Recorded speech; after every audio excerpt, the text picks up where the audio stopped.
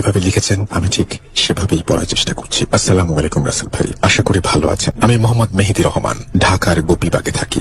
সরাসরি চলে যাচ্ছি আমার ঘটনায়। গত মাসে বিজয়ের দিবসের বন্ধে আমি এবং আমার স্ত্রী মৌসুমী একটা ট্যুর এজেন্সির মাধ্যমে সুন্দরবনে ঘুরতে যাই। সঙ্গত কারণে ট্যুর এজেন্সির নাম প্রকাশ না করার জন্য অনুরোধ রইল। সেখানে আমি এবং আমার স্ত্রী সহ আরো প্রায় 75 জন টুরিস্ট 3 দিন একটা জাহাজে করে পুরো সুন্দরবন ভ্রমণ করি। যেহেতু আমরা ট্যুর এজেন্সির মাধ্যমে গিয়েছি, তাই পুরো সময় আমাদের সাথে বন বিভাগের একজন গাইড ছিলেন। মহান আল্লাহর রহমতে আমাদের ট্যুরটা বেশ ভালোই হয়েছিল। সেই ট্যুরের দ্বিতীয় রাতে যখন আমরা সবাই জাহাজে অবস্থান করছিলাম, তখন আমার সেই বন বিভাগের গাইডের সাথে কথা হয়। সুন্দরবন দেখতে যেমন সুন্দর, তেমনি তার মধ্যে লুকিয়ে আছে অনেক অজানা ভৌতিক ঘটনা। ভূত এফএমে অনেক আগে সুন্দরবন নিয়ে ঘটনা শুনেছিলাম। সেই চিন্তা থেকেই ওনার কাছ থেকে সুন্দরবন নিয়ে ঘটনা জানতে আগ্রহ প্রকাশ করি। সঙ্গত কারণে ওই বন বিভাগের গাইডের নাম প্রকাশ করার জন্য না করার জন্য অনুরোধ রইল। আমি ওনার মুখে শোনা সেই ঘটনা তার মতো করে লিখে পাঠালাম। সুন্দরবনের গভীরে শরণখোলা রেঞ্জের আশেপাশের কোন এক প্রত্যন্ত গ্রামে 80-90 দশকের দিকে এই ঘটনাটি ঘটে। সুন্দরবনকে কেন্দ্র করে হাজারো মানুষের বসবাস। সুন্দরবনের গ্রামের মানুষেরা মূলত মধু সংগ্রহ, গোলপাতা সংগ্রহ করে তাদের জীবিকা নির্বাহ করে। যারা গোলপাতা সংগ্রহ করে তাদের বাওয়ালি বলে। বনের অভ্যন্তরে নদী ও খালের পাড়ে প্রাকৃতিকভাবেই জন্মে প্রচুর পরিমাণ গোল গাছ। ডিসেম্বর থেকে মার্চ মাস পর্যন্ত গোলপাতা আহরণের সময়। প্রতি বছর এই মৌসুমে সাতক্ষীরা, বরগুনা, বাগেরহাট ও পটুয়াখালীর হাজার হাজার বাওয়ালি গোলপাতা আহরণ করে নৌকার মাধ্যমে পরিবহন করে এবং তা বিক্রির কাজ করে। সেই সময় বাওয়ালিরা দল বেঁধে বনের গভীরে গিয়ে গোলপাতা সংগ্রহ করত। কারণ বনের গভীরে একদিকে যেমন বাঘের ভয় থাকে, তেমনি তখন ডাকাতেরও খুব উৎপাত ছিল। প্রতিটি বাওয়ালি দলে একজন মানুষ দলের প্রধান হিসেবে থাকত। সে মূলত তার দলকে সংঘবদ্ধভাবে বনের মধ্যে নিয়ে যাওয়া এবং একসাথে ফেরত আনার দায়িত্ব পালন করত। বাওয়ালিরা তখন বিকাল সন্ধ্যার মধ্যে গোলপাতা নিয়ে গ্রামে চলে আসত। সন্ধ্যার পর কোনোভাবেই কোনো মানুষ বনের মধ্যে অবস্থান করত না। সেই সময় মদন নামের একজন বাওয়ালি ছিল। জানুয়ারি মাসের দিকে একদিন মদন বাওয়ালি দলের সাথে বনের মধ্যে গিয়ে গোলপাতা সংগ্রহ করছিল। সেদিন প্রচুর ঠান্ডা এবং কুয়াশা পড়েছিল। বনের মধ্যে ঠান্ডার প্রকোপ এমনিতেই অন্য সব জায়গার তুলনায় অনেক বেশি। ওই দিন দুপুরের দিকে হঠাৎ মদনের শরীর খুব ঘামতে আরম্ভ করে। অন্যান্য বাওয়ালিরা মদনকে একটু বিশ্রাম নিতে বলে। মদন কিছুক্ষণ একটা গাছের নিচে বসে থাকে, কিন্তু মদনের শরীর আরো খারাপ হতে থাকে এবং তার ভীষণ অস্বস্তি লাগতে লাগে। মদন তাই জলদি গ্রামে ফিরে যেতে চায়। মদন বাওয়ালি প্রধানকে বলে যেহেতু তার শরীর খুব খারাপ, তার সাথে একজন বাওয়ালিকে দিতে যেন মদন গ্রামে ফিরে যেতে পারে। বাওয়ালিরা সবসময় সময় মতো গোলপাতা কাটা ও সংগ্রহ না করলে পাতা নষ্ট হওয়া, এমনকি গোলপাতার ঝাড় ধ্বংস হয়ে যাওয়ার আশঙ্কা থাকে। ওই দিন কাজের প্রচুর চাপ থাকায় বাওয়ালি প্রধান মদনের সাথে কোনো বাওয়ালিকে গ্রামে যেতে দিল না। বাওয়ালি দলের প্রধান মদনকে বলে, তুমি একটু কষ্ট করে হলেও আরো কিছু সময় এখানে থাকো, তাহলে কাজ শেষে আমরা সবাই একসাথে গ্রামে ফিরে যাব। কিন্তু মদন এই কথায় রাজি হলো না। বাওয়ালি দলের প্রধানের অনেকে অনুরোধের পরেও মদন একাই গ্রামের জন্য রওনা হয়ে গেল। সন্ধ্যার দিকে বাওয়ালি দল গ্রামে ফিরে এলো। বাওয়ালি দলের প্রধান সবার আগে মদনের ঘরে গিয়ে মদনের শরীরের কি অবস্থা জানতে গেল। মদন ঘরে তার বৃদ্ধ বাবা মা, স্ত্রী দীপালি আর 3-4 বছরের একটা সন্তান ছিল। বাওয়ালি প্রধান মদনের ঘরে খোঁজ নিতে গেলে জানা যায় মদন তখনও ঘরে ফেরেনি। দীপালি বাওয়ালি প্রধানের কথা শুনে খুব চিন্তিত হয়ে পড়ে। সে বাওয়ালি প্রধানকে বলে তাদের সবার এখনই আবার বনে গিয়ে মদনের খোঁজ করা দরকার। কিন্তু বাওয়ালি প্রধান তাতে রাজি হয় না, বরং দীপালিকে শান্ত হতে বলল। বাওয়ালি প্রধান বলে এমনিতেই সন্ধ্যা গড়িয়ে রাত হয়ে এসেছে, এই রাতে গহীন বনের মধ্যে গিয়ে মদনের খোঁজ করতে গেলে যে কোনো সময় বাঘের কবলে পড়তে হবে। দীপালি একথায় কান্না শুরু করে দেয়। সে কাঁদতে কাঁদতে বলে এতগুলো মানুষ একসাথে বনের লাঠিসোঁটা নিয়ে গেলে বাঘ কখনোই হামলা করবে না। কিন্তু বাওয়ালি প্রধান দীপালির কথায় রাজি হয় না। দীপালি ঘরে ঘরে গিয়ে সবাইকে জানাতে লাগলো যে মদন ঘরে ফিরে আসেনি। দীপালি গ্রামবাসীকে অনুরোধ করলো যেন তারা মদনের খোঁজ করতে বনের মধ্যে যায়, কিন্তু গ্রামের সবাই একই কথা বলে যে কাল সকালে তারা মদনের খোঁজ করবে। এত রাতে বনের মধ্যে যাওয়া বিপদের মুখোমুখি হবার সময়। গ্রামের সবাই দীপালিকে কোনো মতে শান্ত করে ঘরে ফেরত পাঠিয়ে দিল। যদিও দীপালি ঘরে ফিরে এলো, কিন্তু তার মন কোনোভাবেই মানল না। দীপালির মনে হচ্ছিল মদন হয়তো বনের মধ্যে কোথাও অসুস্থ হয়ে পড়ে আছে। যদি তাকে রাতের মধ্যে খুঁজে পাওয়া যায় তবে রক্ষা, না হয় অসুস্থতায় নয় বাঘের হামলায় সে মারা যাবে। দীপালি নিজেও একজন বাওয়ালি মেয়ে। বাচ্চা হবার আগে সে নিজেও গোলপাতা সংগ্রহ করত।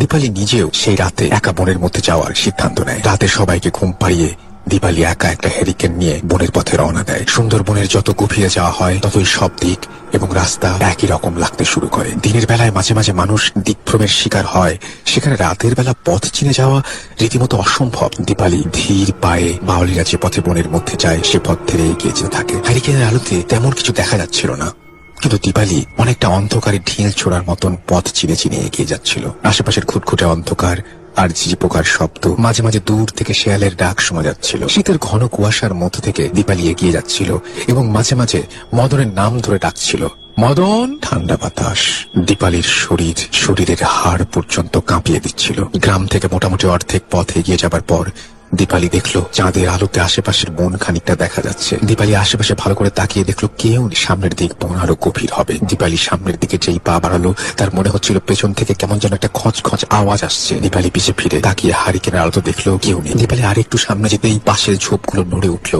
চাঁদ আর হ্যারিকেনের আলোতে দীপালি তেমন কিছুই দেখতে পেল না। এবার কেমন যেন অস্বস্তি লাগতে শুরু করলো। আশেপাশে নিশুতি পরিবেশ, তার কেমন যেন ভয় লাগতে শুরু করলো। অনেক বাঘ মানুষকে একটু দূরে, অনেক দূর থেকে পেছু নেয়, সময় মতো মানুষের উপর হামলা করে। দীপালি এবার দ্রুত পায়ে গ্রামের দিকে রওনা দিল। তার মনে হলো এত দূরে এসে যখন মদনকে পাওয়া যায় তবে অযথা আর এগিয়ে লাভ নেই, কাল সকালে গ্রামবাসীর সাথে সে আসবে। দীপালি বনের মধ্যে শুকনো পাতার মর্মর শব্দের মধ্য থেকে এগিয়ে আসছিল। এমন সময় সে পিছন থেকে ক্ষীণ একটা আওয়াজ শুনলো। দীপালি এবার পিছে ফিরে না তাকিয়ে এগিয়ে যেতে লাগলো। সে মনে মনে ভাবলো এই শব্দগুলো তার মনের ভুল। হঠাৎ দীপালিকে পেছন থেকে কেউ ভাঙা গলায় বলল, দীপালি। দীপালি এবার স্পষ্ট শুনলো যে কেউ তার নাম ধরে ডাকছে। দীপালি আবার পেছন ফিরে তাকালো। আশেপাশে শুধু গাছপালা ঝোপঝাড় ছাড়া আর কিছুই দেখা গেল না। দীপালি যেই আবার গ্রামের পথে মুখ করলো, সাথে আবার পেছন থেকে ভাঙা গলায় শব্দ শোনা গেল, দীপালি। দীপালি এবার বেশ ভয় পেয়ে গেল। দীপালি গলার আওয়াজটা শুনে মনে হলো মদন দীপালির নাম ধরে ডাকছে। দীপালি এবার পিছনে ঘুরে দেখলো যে তার থেকে খানিকটা দূরে একটা গাছের নিচে কেমন ঘন জমাট বাঁধা অন্ধকার। দীপালি একটু চাপা স্বরে বলল, কে ওখানে? মদন। দীপালি দু একবার মদনের নাম ধরে ডাকলো, কিন্তু আশপাশ সম্পূর্ণ নিস্তব্ধ। এবার দ্রুত গ্রামের দিকে পা বাড়ালো সে। হাড় কাঁপানো শীতে দীপালির আরো ভয় লাগছিল। হঠাৎ দীপালির মনে হলো হ্যারিকেনের আলোটা কেমন ক্ষীণ হয়ে আসছে, হ্যারিকেনটা যেন বন্ধ হয়ে যাবে। ঠিক সেই সময় দীপালির কানের পাশে ফিস ফিস আওয়াজ আসলো, দীপালি আমাকে নিয়ে যা। দীপালি চমকে উঠে পিছনে ঘুরে তাকালো। তার হাত থেকে হ্যারিকেনটা নিচে পড়ে গেল। হ্যারিকেনের আলোটা দপ করে নিভে গেল। দীপালি কিছুক্ষণ আশেপাশে সব অন্ধকার দেখছিল। শোঁ শোঁ করে চারপাশে ঠান্ডা বাতাস বইছিল। ধীরে ধীরে চাঁদের আলোতে দীপালি হালকা হালকা সব দেখতে পেল।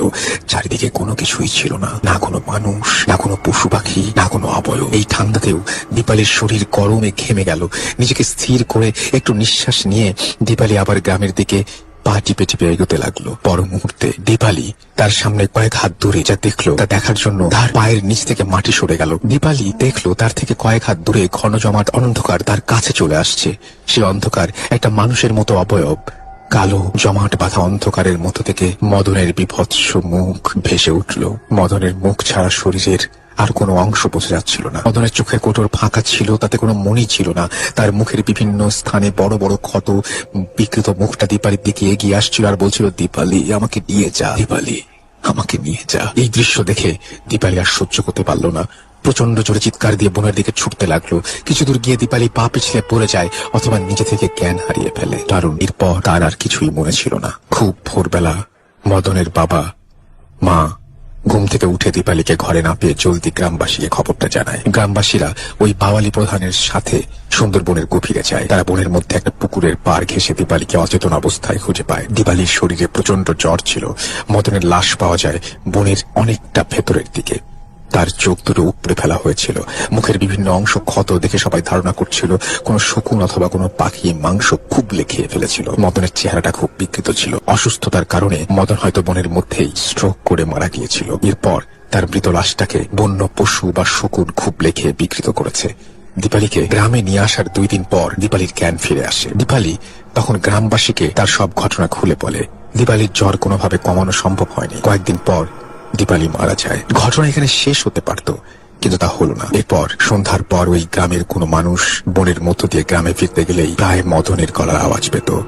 ফিস ফিস করে মদন বলছে, আমাকে নিয়ে যা, আমাকে নিয়ে যা। এমনকি ভর দুপুরেও বাওয়ালিরা মদনের ডাক শুনছে। এই কারণে বাওয়ালি এবং গ্রামবাসীর মধ্যে একটা ভয় কাজ করে। গ্রামবাসীরা ওঝার কাছে গিয়ে সব ঘটনা খুলে বলে। ওঝা বলে মদনের শেষ ইচ্ছা ছিল সে গ্রামে ফিরে আসবে, কিন্তু তা পারেনি। তাই মদনের অতৃপ্ত আত্মা কোনো বাওয়ালিকে গ্রামে ফিরে আসতে দেখলেই তার সঙ্গ নিয়ে যেতে চায়। এই ছিল ঘটনা। ভালো লাগলে অবশ্যই পড়ে শোনাবেন। আমি ফান পুরান ঢাকা থেকে এসেছি, আর আজকে যে ঘটনাটা শেয়ার করব, ঘটনাটা আমাকে শেয়ার করেছেন জিকো ভাই।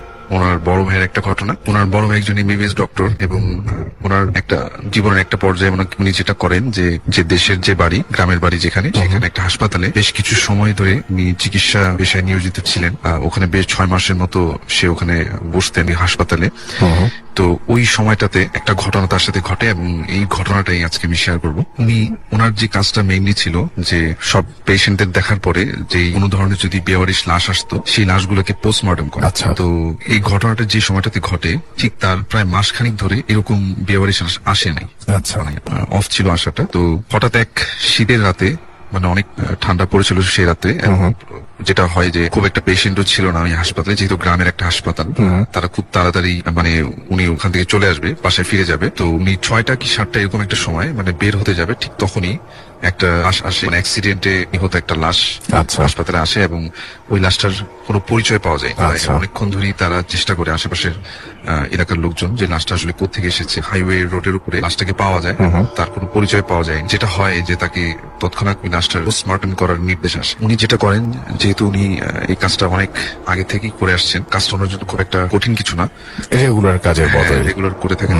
তো উনি যখন লাশটাকে দেখলেন, তো দেখার পর উনি নিজেই অনেক ভয় পেয়ে গেলেন আসলে, কেননা এরকম অবস্থায় লাশ এর আগে কখনো তিনি দেখেন। লাশটার অবস্থা এরকম ছিল যে গলা থেকে পা পর্যন্ত সম্পূর্ণভাবে লাশটার কোনো সমস্যা নেই, একদম ফ্রেশ, কোনো ক্ষত চিহ্ন নেই। যেটা হয়েছিল যে মাথার যে সাইডটা, ওখান থেকে প্রায় 80% মতো থেতলে গিয়েছিল। মানে খুবই ভয়ানক একটা অবস্থা। লাশটাকে দেখলেই মানে ভয় পেয়ে যাবে এরকম একটা অবস্থা।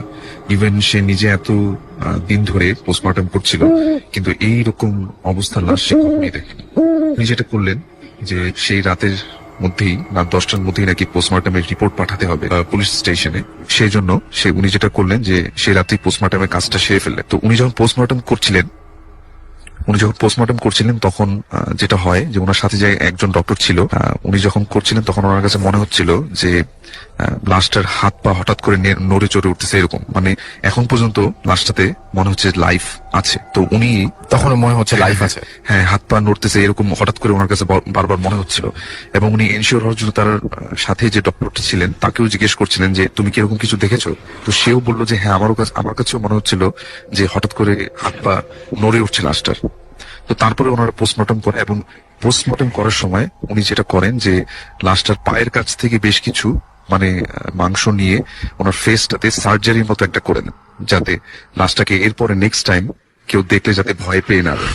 মানে লাশটার অবস্থা এতই খারাপ ছিল যে এটাকে যে কেউ দেখবে তার মনে এটা একটা প্রতিচ্ছবি থেকে যায়, এবং সে ভয় পাবে। এই জন্য সে কিছু মার কাছ থেকে কিছু মাংস নিয়ে তার মাথায়, ওই লাশটার মাথায়, মানে ফেসের এখানে কিছু সার্জারির মতো করলেন, যাতে লাশটাকে একটু মানে মোটামুটি দেখার যোগ্য মনে হয়।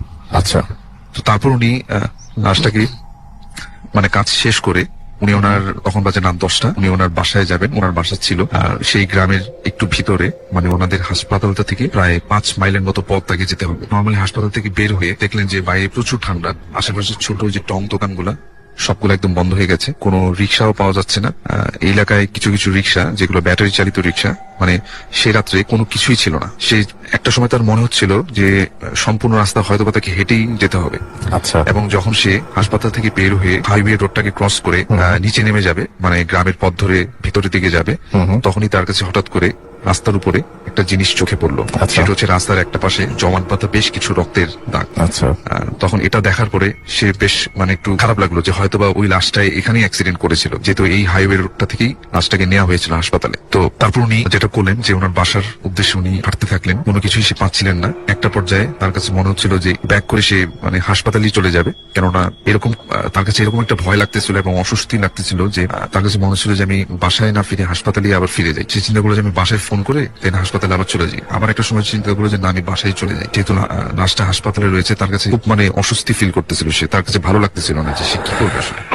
তো একটা পর্যায়ে এরকম করতে করতে সেই গ্রামের রাস্তা ধরে যখন সে হাঁটছিল, হঠাৎ করে দেখলো যে দূর থেকে একটা রিক্সা তার সামনে এসে দাঁড়ালো, এবং রিক্সাটা ছিল ব্যাটারি চালিত রিক্সাগুলোর মতো একটা রিক্সা, এবং ওটাতে একটা রিক্সাওয়ালা বসা ছিল। এবং রিক্সাওয়ালা বললেন যে আপনি কোথায় যাবেন, আপনাকে আপনার গন্তব্যস্থলে আমি পৌঁছে দেব। তো উনি একটু চিন্তা করলেন যে না ঠিক আছে, যেহেতু রিক্সাটা পেয়ে গেছি, বাসার উদ্দেশ্যে যাওয়া যাক। রিক্সালার বর্ণনাটা আমি এভাবে দিব যে এই রিক্সালাটা বসাচ্ছিল, ওনার সম্পূর্ণ শরীর চাদরে ঢাকা ছিল, মুখে একদম জাস্ট চোখটা দেখা যাচ্ছিল, আর বাকি সবকিছুই মানে শীতের জন্য সে। আচ্ছা, উনি বললো যে আমাকে এই জায়গায় নিয়ে যেতে হবে, বাজার বা এই বাজার এখানে নামিয়ে দিতে হবে। তো রিক্সালা তাকে একদম সুন্দর মতো তার বাসার সামনে যে বাজারটা সেখানে তাকে নামিয়ে দেয়, এবং যখন সে রিক্সা থেকে নেমে 50 টাকার একটা নোট ওই রিক্সালাকে দিতে যাবে, তখন রিক্সালা তাকে বললেন, স্যার আমি ভাড়া লাগবে না, আমাকে জাস্ট একটা ছোট্ট উপকার করবেন। আচ্ছা। এই কথা বলে রিক্সালা তার পকেট থেকে বের করলো একটা কাগজ বের করে তার হাতে দিল, এবং সেটা দেওয়ার সাথে সাথে রিক্সালার রিক্সাটা চালিয়ে চলে গেল, আর কিছুই সে বললো। এবং সে নিজেও একটা হাতে কাগজ এবং একটা হাতে ওই 50 টাকার নোটটা নিয়ে সে নিজেও চিন্তা করতে থাকলো যে এটা আসলে কি হলো, এটা আসলে কি দিল আমাকে আসলে, এবং ভাড়াটাই বা সে নিল না কেন। একটা পর্যায়ে সে তার নিজেকেই আশ্বস্ত করতে লাগলো যে যেহেতু সে গ্রামের একজন ডক্টর, একদম সদর হাসপাতালই ওনার পোস্টিং, তো গ্রামের অনেক মানুষকেই সে মানে ফ্রিতে ট্রিটমেন্ট দিয়ে থাকেন। তো ওনার কাছে মনে হচ্ছিল যে ওনার কাছে যে ছোট্ট একটা সাহায্যের কথা বললো, এটা হয়তো ওনাকে হয়তো কেউ চিনে থাকে, ওনারই হয়তো কোনো পেশেন্ট ছিল, ওনাকে জাস্ট মানে ভাড়াটা না নিয়ে তাকে একটা সম্মানার্থে তাকে বাসায় নামিয়ে দিয়ে চলে গেছে, এরকম আচ্ছা। কিছু একটা। আচ্ছা, বা কোনো মেডিসিন বা কিছু একটা পরে তার কাছে হয়তো বা নিতে আসবে সে, মানে কোনো দরিদ্র মানুষ পরে এরকম হয়তো বা দাবি যেটা- করবে হ্যাঁ। এরকম কিছু একটা। তো সে জাস্ট রীতিমতো তার বাসার কাছে এসে মানে সে বাসায় ঢুকে গেল, এবং সবকিছু নর্মালি ছিল। বাসায় আসার পরে তার ওই লাশটার কথাও সে আস্তে আস্তে ভুলে যাচ্ছিল, এবং যখন সে রাত্রে ঘুমাতে যাবে তখন তার হঠাৎ করে ওই ছোট্ট কাগজটার কথা মনে পড়লো, যে আমাকে তো একটা কাগজ দিয়েছিল, ওটাতে আসলে কি লেখা সেটা তো দেখা হয়নি। তো সে যেটা করলো, বিছানায় ঘুমানোর সময় সে কাগজটা হাতে নিয়ে দেখলো, এবং কাগজটা যখন সে খোলার সাথে সাথে সে বেশ অবাক হয়ে গেল। সে দেখলো যে ওটা নর্মাল কোনো কাগজ ছিল না, ওটা ছিল তার হাসপাতালের যে প্রেসক্রিপশন, যেটাতে তার হাসপাতালের নাম লেখা এবং তার নিজের নামও লেখা আছে ওই প্রেসক্রিপশনটাতে। এবং ওই প্রেসক্রিপশনটাই তাকে ওই রিক্সালাটা দিয়েছে, এবং প্রেসক্রিপশনের মাঝখানে লেখা ছিল যে আমাকে আর কষ্ট দিবেন না, আমাকে কাল সকালের মধ্যেই কবর দেওয়ার ব্যবস্থা করেন। জাস্ট এই কথাটুকু লেখা ছিল। আচ্ছা, তখন এই কথাটা পড়ে মানে সে মানে একদম যেটা বলবো যে একদম ঠান্ডা হয়ে গেল, যে এটা কি লেখা আসলে, এবং এটা আসলে কে, মানে ওই লোকটা কে ছিল আসলে, এবং তাকেই বা কেন এই কাগজটা দিতে আসলো। ওই রিক্সালাটা তো তার একদমই অপরিচিত, এর আগে কখনোই সে তার সাথে কথা বলেনি, এবং আসলে কে ছিল সে, তার সেই রাতে একদম প্রচন্ড ভয় পাচ্ছিল, এবং বারবার তার কাছে মনে হচ্ছিল যে লাশটা সে পোস্টমর্টম করে আসছে ওই লাশটাই নাকি রিক্সাওয়ালাটা। সে আচ্ছা। বেশ মানে ভয় পাচ্ছিল, এবং সে যেটা হয় যে সারা সে ঘুমাতে পারেনি, এবং ভোরের দিকে সে হাসপাতালের দিকে রওনা হয়, এবং হাসপাতালে যে যারা কর্তব্যরত লোক ছিল তাদের সবাইকে মানে জিজ্ঞেস করার চেষ্টা করে যে গত রাতে যে লাশটা এসেছিল, লাশটা আসলে কোথায় তোমরা পেয়েছিলে।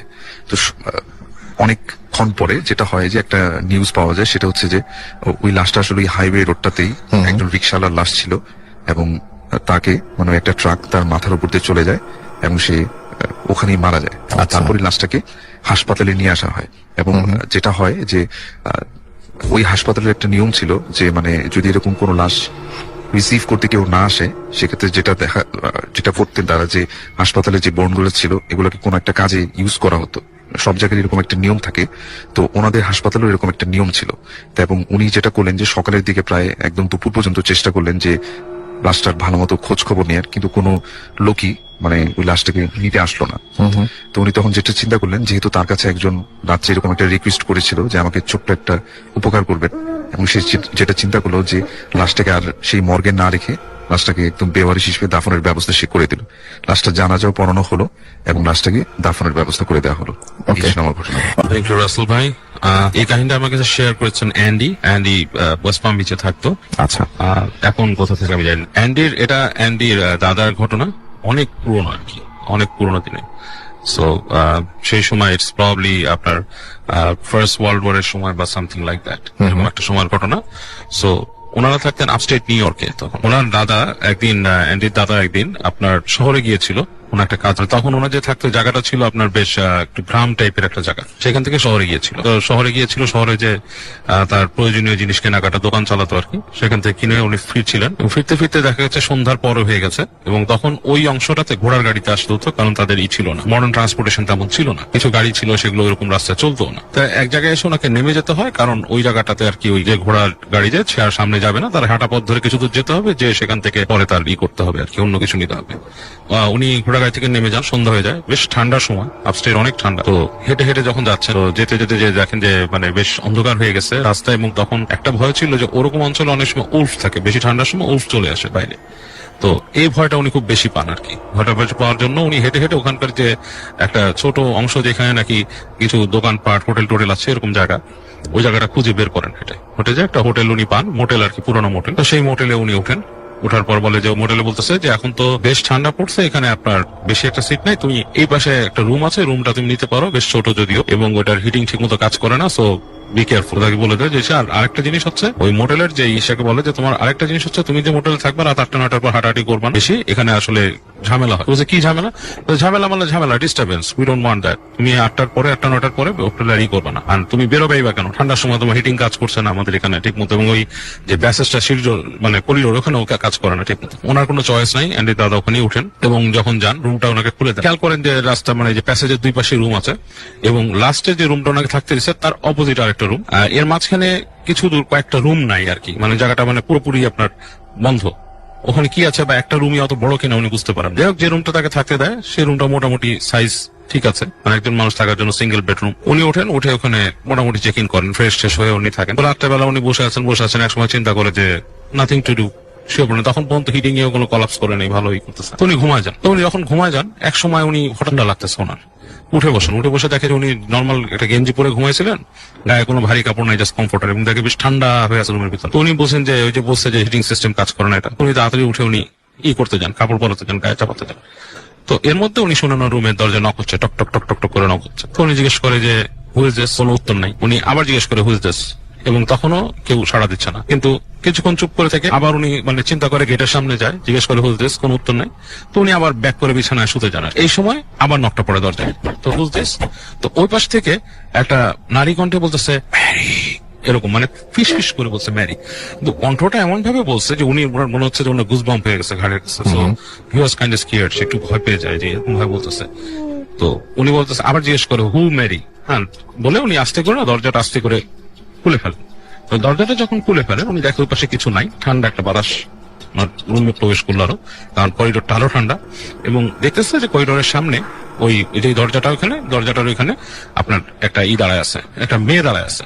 আর মেয়েটা যে দাঁড়ায় আছে দরজাটা খুলে, সে কিন্তু পুরো দেখতে পাচ্ছে না, কৃষ্ণাঙ্গ মেয়ে, মানে একজন ব্ল্যাক মেয়ে দাঁড়ায় আছে, মানে চেহারাটা ভালো দেখা যাচ্ছে না। তো উনি জিজ্ঞেস করতেছে যে তুমি কি আমার দরজা নক করছিলে একটু? তো বলতেছে ইয়েস। বলে কি? বলে কি আমি ভয় পাচ্ছি। কেন? বলে কি ওরা আমাকে ধরে নিয়ে যেতে আসবে। কে তোমাকে ধরে নিয়ে যেতে আসবে? No, who's gonna come to get you. বলতেছে ওরা আসবে। হ্যাঁ, আমি ভয় পাচ্ছি। তো বলতেছে যে তুমি কি মানে তুমি হোটেলের জানিস ম্যানেজারকে?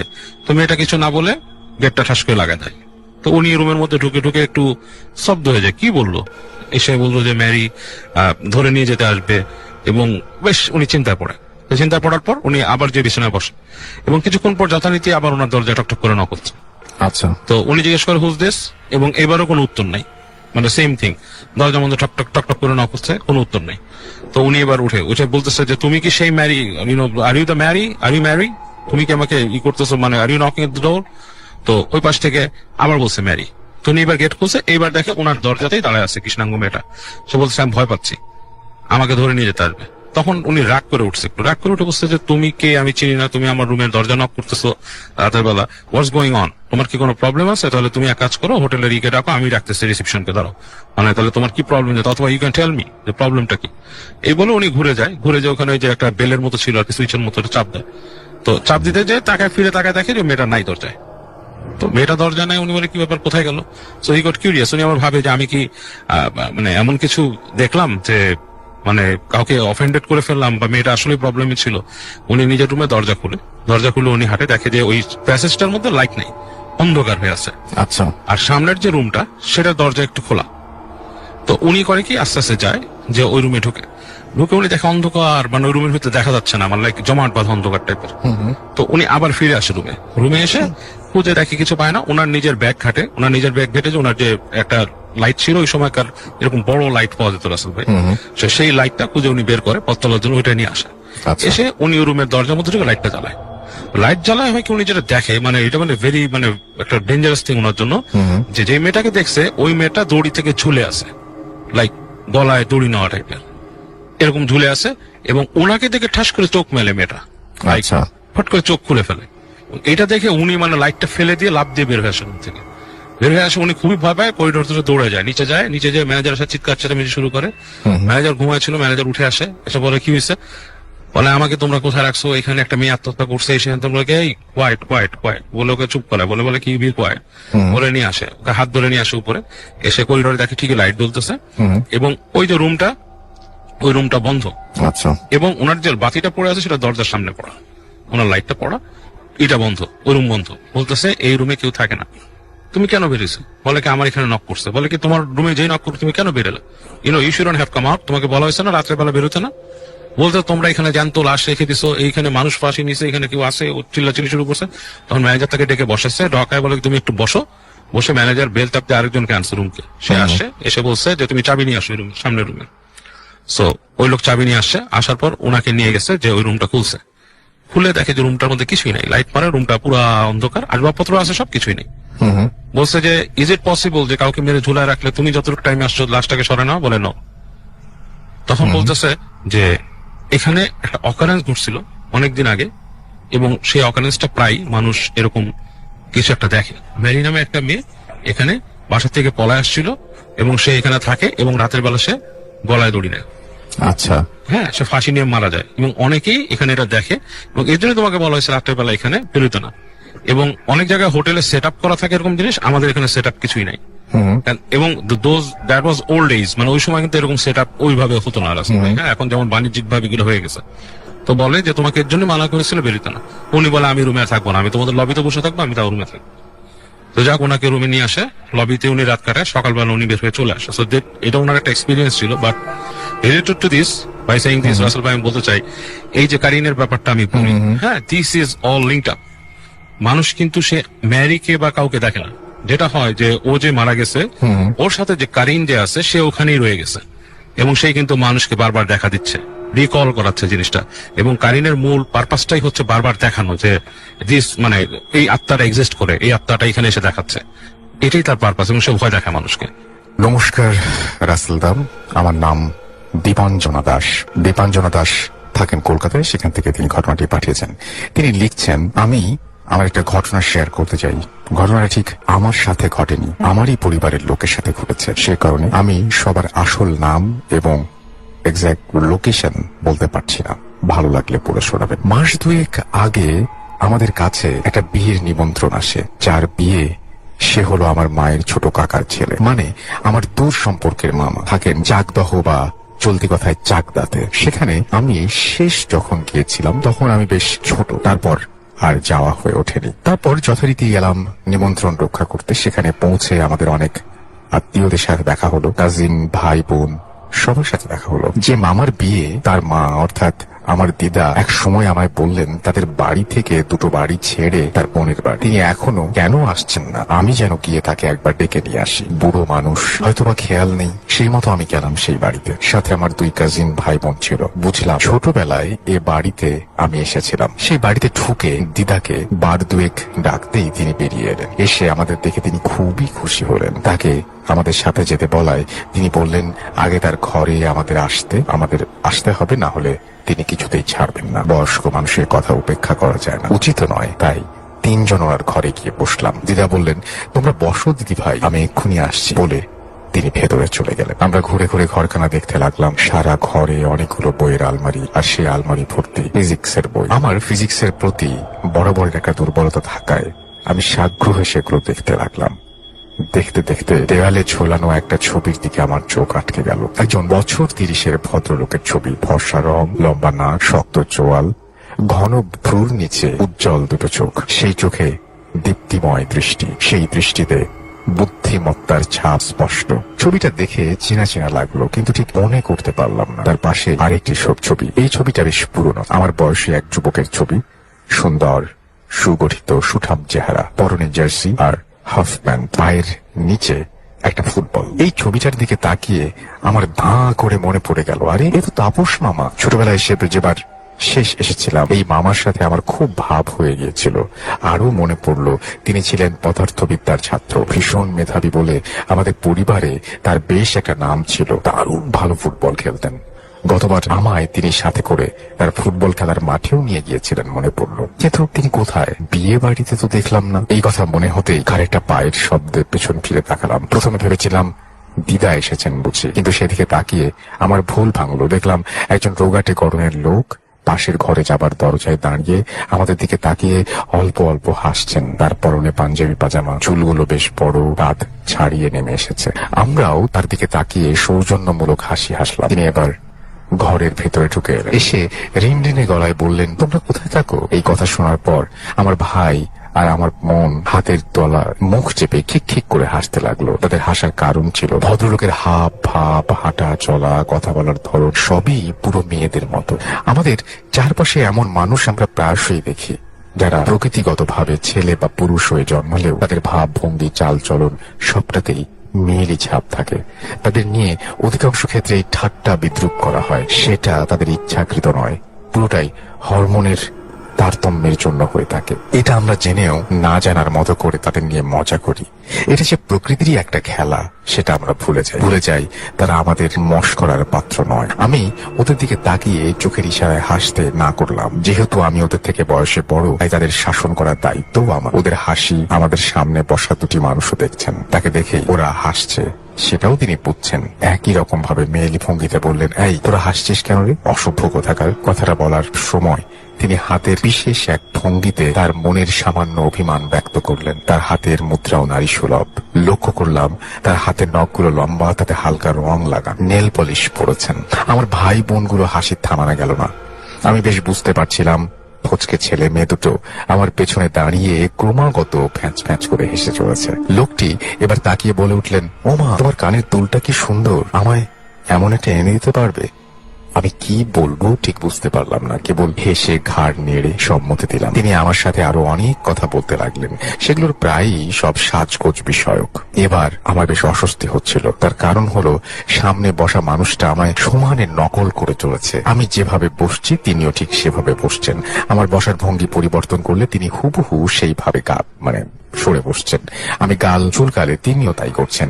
আমি কানের পিঠে চুল সরালে তিনিও সঙ্গে সঙ্গে তাই করছেন। অর্থাৎ আমায় একেবারে আয়নার মতো অনুকরণ করে চলেছেন। মুখে কিছু বলতে পারছিলাম না, কেবলই উসখুস করছিলাম। এমন সময় দিদা 3 পেয়ালা চা নিয়ে ঢুকলেন।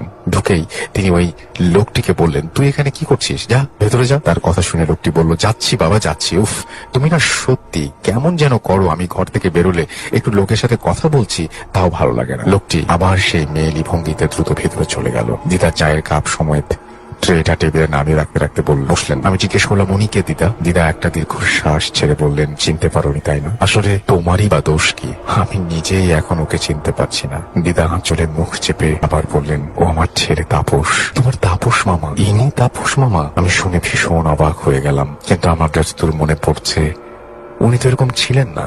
দিদা বললেন, ছিলেন নাই তো? মাস 4 আগেও ছেলে আমার এমন ছিল না, পুরোপুরি সুস্থ আর স্বাভাবিক ছিল, আর 5টা সাধারণ ছেলের মতো। কিন্তু এমন হলো কি করে হঠাৎ? যতদূর জানি এই ধরনের হরমোন প্রবলেম যদি কারোর থেকে থাকে সেটা অনেক ছোট থেকেই ধরা পড়ে। এতদিন পর প্রাপ্ত বয়স্ক একটা মানুষের আচমকা এরকম পরিবর্তন হয় বলে শুনিনি। কি আর বলবো মা, আগে আমার ছেলে সারাদিন পড়াশোনা নিয়ে থাকতো, কলেজে পড়াতে যেত, একদিনও কামাই করতো না, ফুটবল খেলায় খুব ঝোঁক ছিল, আর এখন সারাদিন সাজগোজ নিয়ে থাকে। বারণ করলে শোনে না, শাড়ি পরে মেয়েদের মতো করে সেজে আয়নার সামনে গিয়ে বসে থাকে। কলেজে যাওয়া ছেড়ে দিয়েছে, বাড়িতেও পড়াশোনা করে না, আর এইসব ম্যাগাজিন আছে শাড়ি গয়নার ছবি দেয়া, সেই সব পড়ে সর্বক্ষণ। খেলাধুলার ধারে কাছেও যায় না, আয়নার সামনে দাঁড়িয়ে বিভিন্ন নাচের ভঙ্গি রপ্ত করে। কি বলছো দিদা? মাত্র 4 মাসে একটা মানুষ আমূল পরিবর্তন হয়ে যেতে পারে? আমি বিশ্বাসই করতে পারছিলাম না। আমার দেখা সেই তাপস মামাকে এবার বেশ মনে পড়লো। 20 বছরের এক টকবকে তরুণ, পায়ের আগায় ফুটবল নিয়ে মাঠ দাপিয়ে বেড়ায়, পদার্থবিদ্যার এক কৃতি ছাত্র, মেহেলিপনার লেশ মাত্র নেই। সেই মানুষ দেয়ালে টাঙানো ছবির মানুষ, আর খানিকক্ষণ আগে দেখায় এই মানুষের মধ্যে কোনো মিলই নেই, বরং আকাশ পাতাল তফাৎ। দিদা বললেন, তার উপর এক বিচ্ছিরি স্বভাব হয়েছে, সামনে কোনো মেয়ে দেখলেই তাকে নকল করবে, সে যা করবে ও হুবহু তাই নকল করবে। আচ্ছা, এটা তো কোনো মানসিক সমস্যা হতে পারে। তোমরা ডাক্তার দেখাওনি? আমি প্রশ্ন করি। দেখাইনি আবার? কলকাতায় নিয়ে গিয়ে বড় বড় ডাক্তার দেখিয়েছি, কেউ কিছু ধরতে পারে, কোনো সমাধানও দিতে পারেনি। আর দেবেই বা কি করে? এ তো কোনো রোগ নয়, ওর গায়ে যে হাওয়া বাতাস লেগেছে। হাওয়া? প্রশ্ন করলো আমার ভাইটা। হাওয়া বাতাস? দিদা বললো, মানে খারাপ জিনিস। সে যে বেড়াতে গেল, সেখানে গিয়ে এসব সঙ্গ করে নিয়ে এসেছে। আমরা ওর জন্য মেয়ে দেখতে গিয়েছিলাম, ভেবেছিলাম এবার ছেলের বিয়ে দিয়ে বউয়ের হাতে সংসার তুলে দেব, কিন্তু কি যে হয়ে গেল। ও ঠাকুর, আমার ছেলেটা কি আর ভালো হবে না? দিদা দীর্ঘশ্বাস ছাড়লেন। আমি জিজ্ঞেস করলাম, কি করে হলো? দিদা এরপর পুরো ঘটনাটা আমাদের বললেন। বয়স্ক মানুষ, তাই একটু এলোমেলো ভাবে বলছিলেন। আমি যতটা পারছি সাজিয়ে ওনার কথা অনুযায়ী গোড়া থেকে বলার চেষ্টা করছি। 4 মাস আগে তাপস মামা আর তার দুই বন্ধু গিয়েছিলেন পুরুলিয়া বেড়াতে। তাদের নাম বিপ্লব আর সৌম্য। বিপ্লব নামের বন্ধুটি তার নববিবাহিতা স্ত্রীকে নিয়ে, আর অন্য বন্ধুটি সৌম্য তার এক ছোট ভাগ্নিকে নিয়ে সঙ্গে নিয়ে গিয়েছিলেন। সেখানে তাদের থাকার ব্যবস্থা হলো একটা ছোট বাগান বাড়িতে। সেটা ঠিক করে দিয়েছিলেন মামারই কলেজে কোনো এক প্রফেসর, তার এক আত্মীয়ের সম্পত্তি। এমনিতে ভাড়া দেওয়া হয় না কাউকে, কিন্তু মামার সাথে ভালো পরিচয় আছে বলে তিনি সব ঠিকঠাক করে দিয়েছিলেন বলে কয়ে। মামারা তার পূর্ব পরিকল্পনা অনুযায়ী 5 জন মিলে উঠলেন সেই বাগান বাড়িতে। প্রথম দিন তেমন কিছু ঘটেনি। দ্বিতীয় দিন থেকে শুরু কিছু অদ্ভুত ব্যাপার লক্ষ্য করতে শুরু করলেন মামা। বাড়িটার সামনের বড় বাগানে একটা বেশ বাহারের দোলনা আছে। বিকেল বেলায় বিপ্লব মামার স্ত্রী নীলিমা দেবী তাইতে বসে মনের সুখে দোল খাচ্ছিলেন। এটা তাপস মামা সহ সকলেই দেখেছিলেন। সেদিন রাতের বেলায় মামা নিজের ঘরে শোবার আগে খাটে শুয়ে বই পড়ছিলেন। এটা তার বরাবরের অভ্যাস। রাত তখন অনেক হয়েছে, বাইরে বৃষ্টি, জানলা দিয়ে ঠান্ডা হাওয়া ঢুকছে, ভারী মনোরম আবহাওয়া। মামা ভাবলেন ঘুমানোর আগে একটু বারান্দায় গিয়ে দাঁড়ানো যাক। শীতল বাতাস আর সোঁদা গন্ধ মাটির প্রাণ ভরে উপভোগ করতে তিনি বাইরে গেলেন। বৃষ্টি বেশ জোরেই পড়ছে। তার ঘরের বারান্দা থেকে বাগানটা স্পষ্ট দেখা যায়। তিনি সোজাসুজি বাগানের সেই বাহারি দোলনাটা। সেদিকে তাকিয়ে তিনি দেখতে পেলেন দোলনায় কে যেন বসে রয়েছে, দোল খাচ্ছে। কি অদ্ভুত, এত রাত্রে এই ঘোর বৃষ্টির মধ্যে কে দোলনায় বসে দোল খাবে? এই বাড়িটায় তারা 5 জন ছাড়া আর কেউ নেই। বাকিদের মধ্যে কার এমন মাথা খারাপ হলো যে এই দুর্যোগের মধ্যে বাগানে যাবে? তিনি ভাবলেন হয়তো সৌম্যর ভাগ্নে হতে পারে। বাচ্চা ছেলে, অনেক সময় বৃষ্টিতে ভিজতে ইচ্ছে করে। এই বয়সে অনেক উদ্ভট খেয়াল মাথায় যাবে। তিনি চেঁচিয়ে ডাকতে যাবেন, এমন সময় চারিদিক আলোকিত করে বিদ্যুৎ ঝলকে উঠল। সেই আলোতে তিনি স্পষ্ট দেখতে পেলেন দোলনায় বসে সৌম্যর ভাগ্নে নয়, বিপ্লবের স্ত্রী নীলিমা দেবী। নীলিমা দেবী তার দিকে পিঠ করে বসে বিকেলের মতো একইভাবে দোল খাচ্ছেন। সেই একই শাড়ি তার পরনে, একই রকম ভাবে তার কায়দা করে চুল কাটা। মনে হলো বিকেল বেলা তিনি যা দেখছিলেন সেটারই পুনরাবৃত্তি ঘটছে। তিনি কিছুক্ষণ কি করবেন বুঝতে পারলেন না। তিনি ওনাকে ডাকবেন নাকি ওনাকে নিজের মতো ছেড়ে দেবেন। ভাবতে ভাবতে হঠাৎ দেখলেন দোলনাটা ফাঁকা, সেখানে কেউ নেই। অথচ তিনি সেখান থেকে কাউকে উঠে যেতে দেখেন। মামা নিজের মনের ভুল মনে করে ঘরে চলে এলেন, যদিও তার মনে একটা খচখচানি থেকেই গেল। পরের দিন সকালবেলা মামা নীলিমা দেবীকে কথাটা জিজ্ঞেস করলেন। তিনি তো শুনে পুরো অবাক। নীলিমা দেবী সেই সময় নিজের ঘরে ঘুমিয়ে কাদা। তাছাড়া অত বৃষ্টির মধ্যে মাঝরাত্রে কোনো পাগল ছাড়া কেউ দোলনায় দোল খাবে না। তিনি ঘুমের ঘোরে ভুল দেখছেন বলে তারা সবাই মজা করতে লাগলো। মামাও ব্যাপারটা গম্ভীর ভাবে নিলেন না, যদিও নেওয়া উচিত ছিল। সেদিন তারা ঠিক করলেন বাইরে বাগানে পিকনিক করবেন। তাদের জন্য মামার 2 বন্ধু গেলেন বাজারে। মামা, নীলিমা দেবী আর ভাগ্নে রইলেন। তারা বাজারে যাবার পর মামা বসে বই পড়ছিলেন। সেই সময় নীলিমা দেবী এসে জিজ্ঞেস করলেন, আমার বড্ড মাথা ধরেছে, আমি চা বানাচ্ছি, তোমার জন্য বানাবো? মামা হ্যাঁ বলতে তিনি চা করতে গেলেন। কয়েক মুহূর্ত পরে তিনি গলা বাড়িয়ে জিজ্ঞেস করলেন, তাপস, তোমার চায়ে আদা দেবো তো? মামা সম্মতি জানাতে তিনি তাদের দুজনের জন্য আলাদাভাবে চা নিয়ে আসলেন। সেদিনই বিকেলে তারা কাছাকাছি জায়গায় কোথাও ঘুরে আসার পরিকল্পনা করলেন, কিন্তু তাপস মামার শরীর তেমন ভালো লাগছিল না, কেমন ম্যাচ করছিল। তিনি আর গোসলে না গিয়ে বাকিদের সাথে বাগান বাড়িতে সম্পূর্ণ একা রইলেন। মামা নিজের ঘরে শুয়ে গান শুনছিলেন। এমন সময় দরজায় কেউ দাঁড়িয়ে। তিনি চোখ খুলে সেদিকে চাইতে দেখতে পেলেন হুবহু নীলিমা দেবীর মতো একজন সেখানে গলা বাড়িয়ে তাকিয়ে আছেন। মামা সেদিকে তাকাতেই বললেন, তাপস, তোমার চায়ে আদা দেবো তো? তিনি চমকে বিছানার উপরে উঠে বসলেন। উঠে বসার সাথে সাথে তার দরজার দিকে তাকিয়ে মহিলা যেন কোথায় মিলিয়ে গেল। সারা বাড়িতে এখন কেউ নেই, তবে একটু আগে মামা যাকে দেখলেন সে কে? একেবারে সকালের মতো করে একইভাবে তাকে জিজ্ঞেস করলো চায়ে আদা দেবার কথা। এগুলো ভিডিওর রেকর্ডকে পুনরায় চালিয়ে দিয়েছে কেউ। মামা ভীষণ অবাক হলেন। এগুলো কিছু একটা হচ্ছে, এটা তিনি বুঝতে পারছিলেন না। বাকিরা ফিরে আসার পরেও তিনি কিছু বললেন না, যদি আবার তারা তাকে নিয়ে মজা করে। এরপর সকালবেলা তাদের অযোধ্যা পাহাড়ে যাবার কথা। সবাই তৈরি হয়ে গিয়েছে, কিন্তু স্বাভাবিকভাবেই নীলিমা দেবী তখনও ওঠেননি। তাপস মামা তাকে তাকাতে দিতে ঘরে গিয়ে বলেন, বৌদি, তোমার আর কত দেরি? মামা দেখলেন নীলিমা দেবী তখন আয়নার সামনে বসে চুল আঁচড়াচ্ছেন। তিনি বললেন, এই তো হয়ে গেছে, এক্ষুনি আসছি। তিনি আরো খানিক পর তৈরি হয়ে এলেন এবং তারা ঘুরতে চলে গেলেন। ফিরে এসে তারা রাতের খাবার খেয়ে সবাই বাইরে বাগানে বসে গল্প করছিলেন। রাত তখন প্রায় 10টার কাছাকাছি। মামা বাথরুমে যাবার জন্য ঘরের ভেতরে এলেন। বাকিরা তখনও বাইরে গল্পে মশগুল। বাথরুমে যেতে গেলে ঘরের সামনে দিয়ে যেতে হয়। সেই ঘরে আলো জ্বলছিল।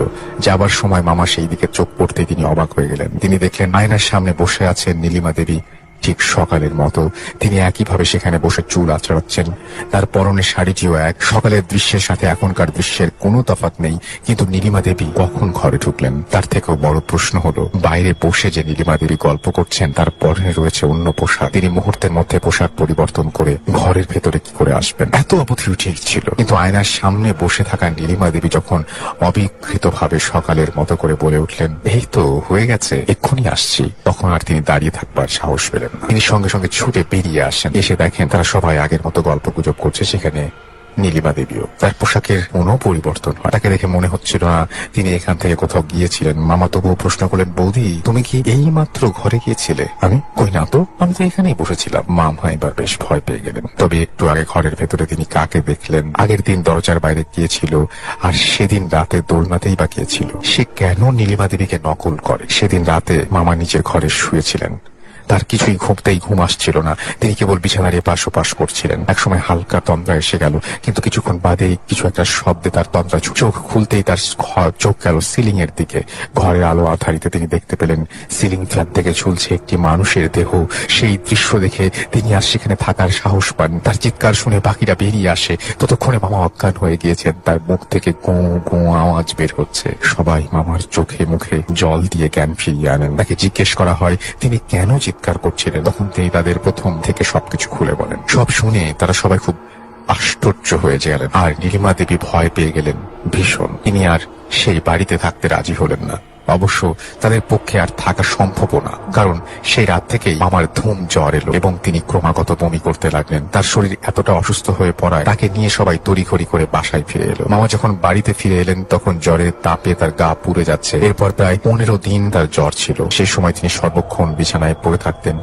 ওঠার ক্ষমতা ছিল না। 15 দিন পর তিনি যখন সেরে উঠলেন তখন তিনি স্বাভাবিকের থেকে অনেকটা চুপচাপ হয়ে গেলেন। সবাই প্রথমে ভেবেছিলেন হয়তো শরীর দুর্বল থাকার কারণে এমনটা হয়েছে, কিন্তু তিনি আস্তে আস্তে নিজেকে বাইরের জগৎ থেকে গুটিয়ে নেওয়া শুরু করলেন। কলেজে পড়াতে যেতেন না, মাঠে খেলতে যেতেন না, বন্ধুদের সাথে আড্ডা দিতে যেতেন না। এর পাশাপাশি তার মধ্যে সে অদ্ভুত পরিবর্তন আসা শুরু হলো। তিনি চুল বড় রাখতে শুরু করলেন, নখ বড় করতে শুরু করলেন, বাড়িতে কিছু মেয়েদের ম্যাগাজিন আনা শুরু করলেন যেগুলো তিনি আগে কোনোদিনই পড়তেন না। তার আচার আচরণ, কথাবার্তা, পছন্দ অপছন্দ সবেতেই পরিবর্তন আসা শুরু হলো। সবকিছুতেই মেয়েলিপনার ছাপ পড়তে শুরু করলো।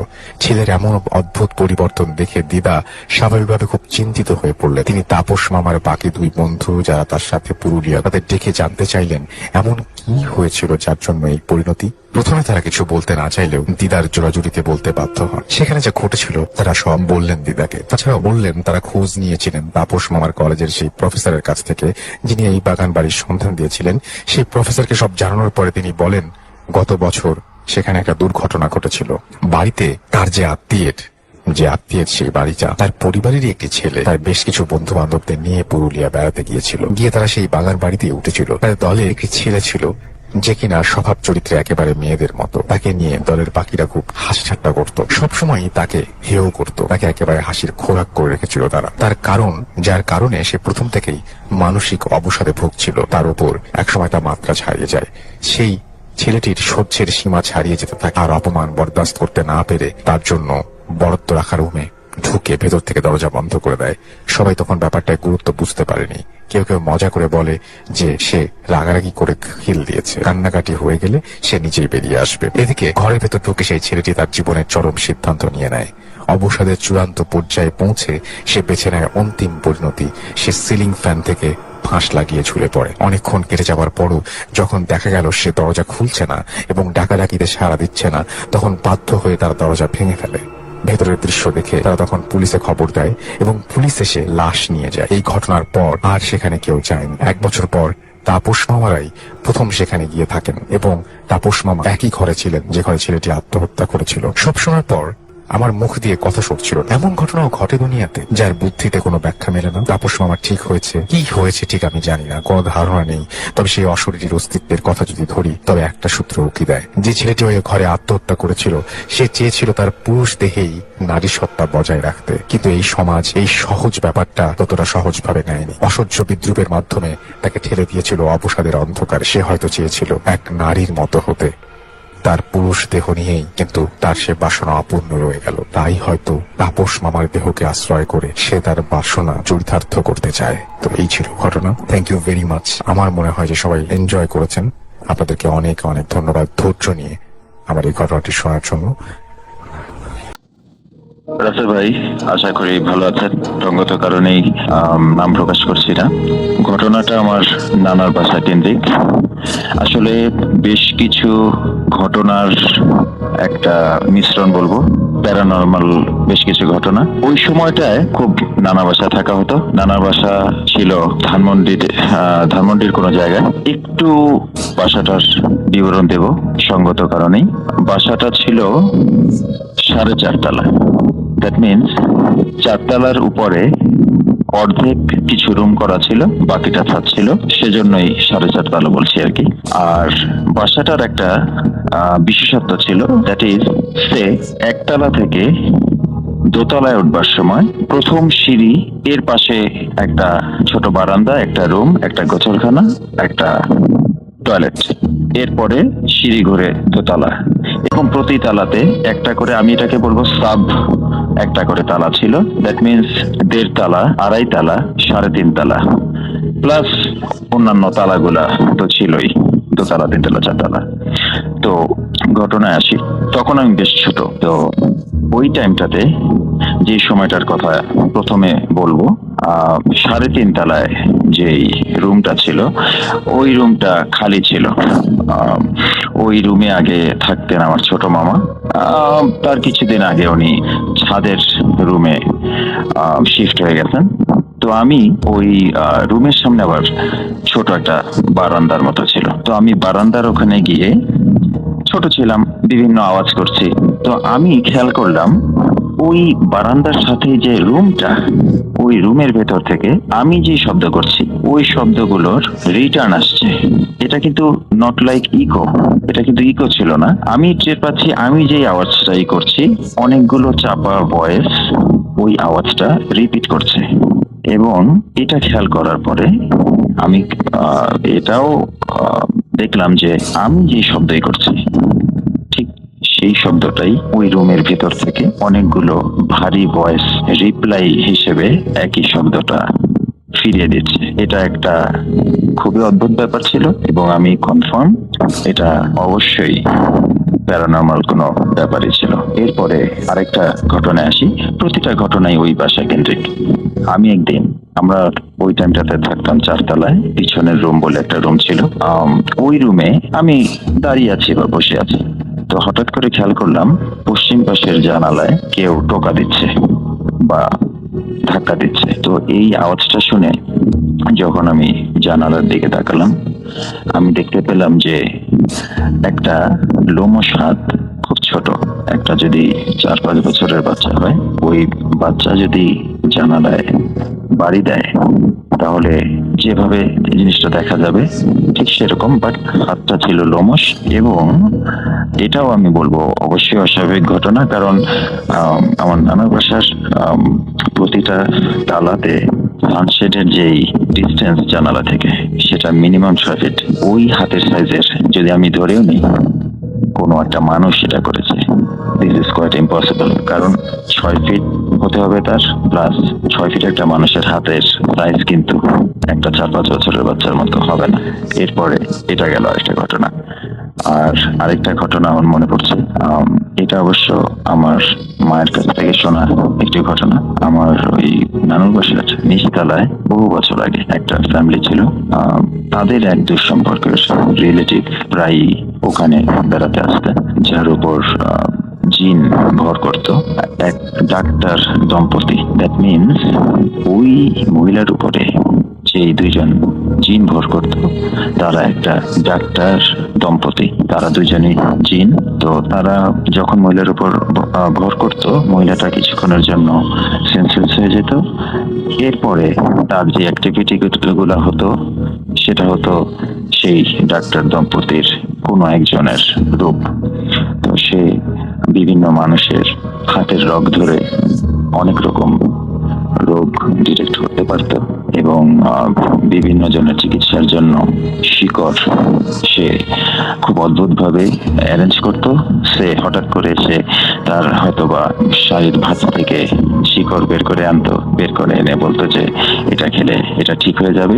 এবং আরেকটা ইন্টারেস্টিং ব্যাপার হচ্ছে সেই ডাক্তার দম্পতির কথা যে তারা এমন একটা জায়গায় থাকে যে জায়গাটা চাঁদের নিচে অবস্থিত, মানে পৃথিবী থেকে চাঁদের চেয়ে কাছে কিন্তু চাঁদের নিচে কোনো একটা জায়গাতে। জায়গাটার নাম হচ্ছে কুপ্রুম। তারা চিকিৎসক দম্পতি। এই গেল আরেকটি ঘটনা। আর আরেকটা ঘটনা মনে পড়ছে, সেটা হচ্ছে ওই যে প্যাটার্নটা বলেছিলাম আমার নানার বাসার 1.5 তলা, 2.5 তলা, 3.5 তলা। তো 4.5 তলার একটা ঘটনা আমি বলবো। সেটা হচ্ছে 4 তলা থেকে 5 তলায় উঠতে গেলে, যেখানে কিছু রুম এবং 5 তলার ছাদ, ওটার আগে একটা জায়গা ছিল, ওই জায়গাটা খোলা ছিল, ওখানে কোনো রুম টুম ছিল না। তো একদিন আমি খেয়াল করলাম 4 তলার সিঁড়িতে দাঁড়িয়ে যে নানন্দর একটা কুকুর ছিল। তো ওই কুকুরটা ওই 4.5 তলার অন্ধকার রাত ছিল ওই টাইমটায়, ওই দিকে তাকিয়ে খুব ঘেউ ঘেউ করছে।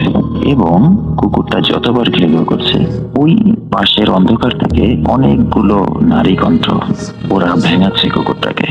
ওরাও ওই ঘেউর মতো করে একরকম শব্দ করছে, অনেকগুলো হবে 10-12টা এন্টিটি, তারাও ওভাবেই শব্দ করছে, মানে কুকুরটাকে যেন খেপিয়ে তুলছে। এমন একটা বয়স ছিল, আসলে এই ব্যাপারগুলোতে কি অবাক হব, ভয় পাবো, নাকি বিস্মিত হয়ে খালি দেখে যাব, সেটা বুঝে ওঠার মতোই সেন্স হয়তো ওই টাইমটাতে ডেভেলপ করেনি। আর বয়স খুবই কম ছিল। তবে এখন বুঝি যে প্রতিটা ব্যাপারই অত্যন্ত অস্বাভাবিক ছিল এবং প্রত্যেকটা ব্যাপারের সাথেই আনডাউটফুলি প্যারানর্মাল বিষয় জড়িত ছিল। তো এই ঘটনাগুলোই ভাবলাম আজকে শেয়ার করি বুথ এফএম-এ। ভালো থাকবেন এবং সবার জন্য অনেক শুভেচ্ছা। আসসালামু আলাইকুম রাসেল ভাই। ওয়ালাইকুম আসসালাম। আসসালামাইকুম রিজেনার্স, সবাইকে শুভেচ্ছা। আমি শেখ নাহিদ হোসেন, পিসিবি মাটিকাটা থেকে আসছি। জি, শুনি আপনার ঘটনা। ঘটনা শোনার আগে আমি একটা সাউন্ড করব আপনাদেরকে। না, আপনি আপনার ঘটনা আপনাদেরকে জানেন। বলতে হবে এই সাউন্ড অ্যাকচুয়ালি কিসের। যাই হোক, আমি আমার গল্পে যাই। 2002 সাল এসএসসি রেজাল্ট দিচ্ছে, আমরা সবাই বন্ধুরা বসে আড্ডা দিচ্ছি, সন্ধ্যা হয়ে গেছে।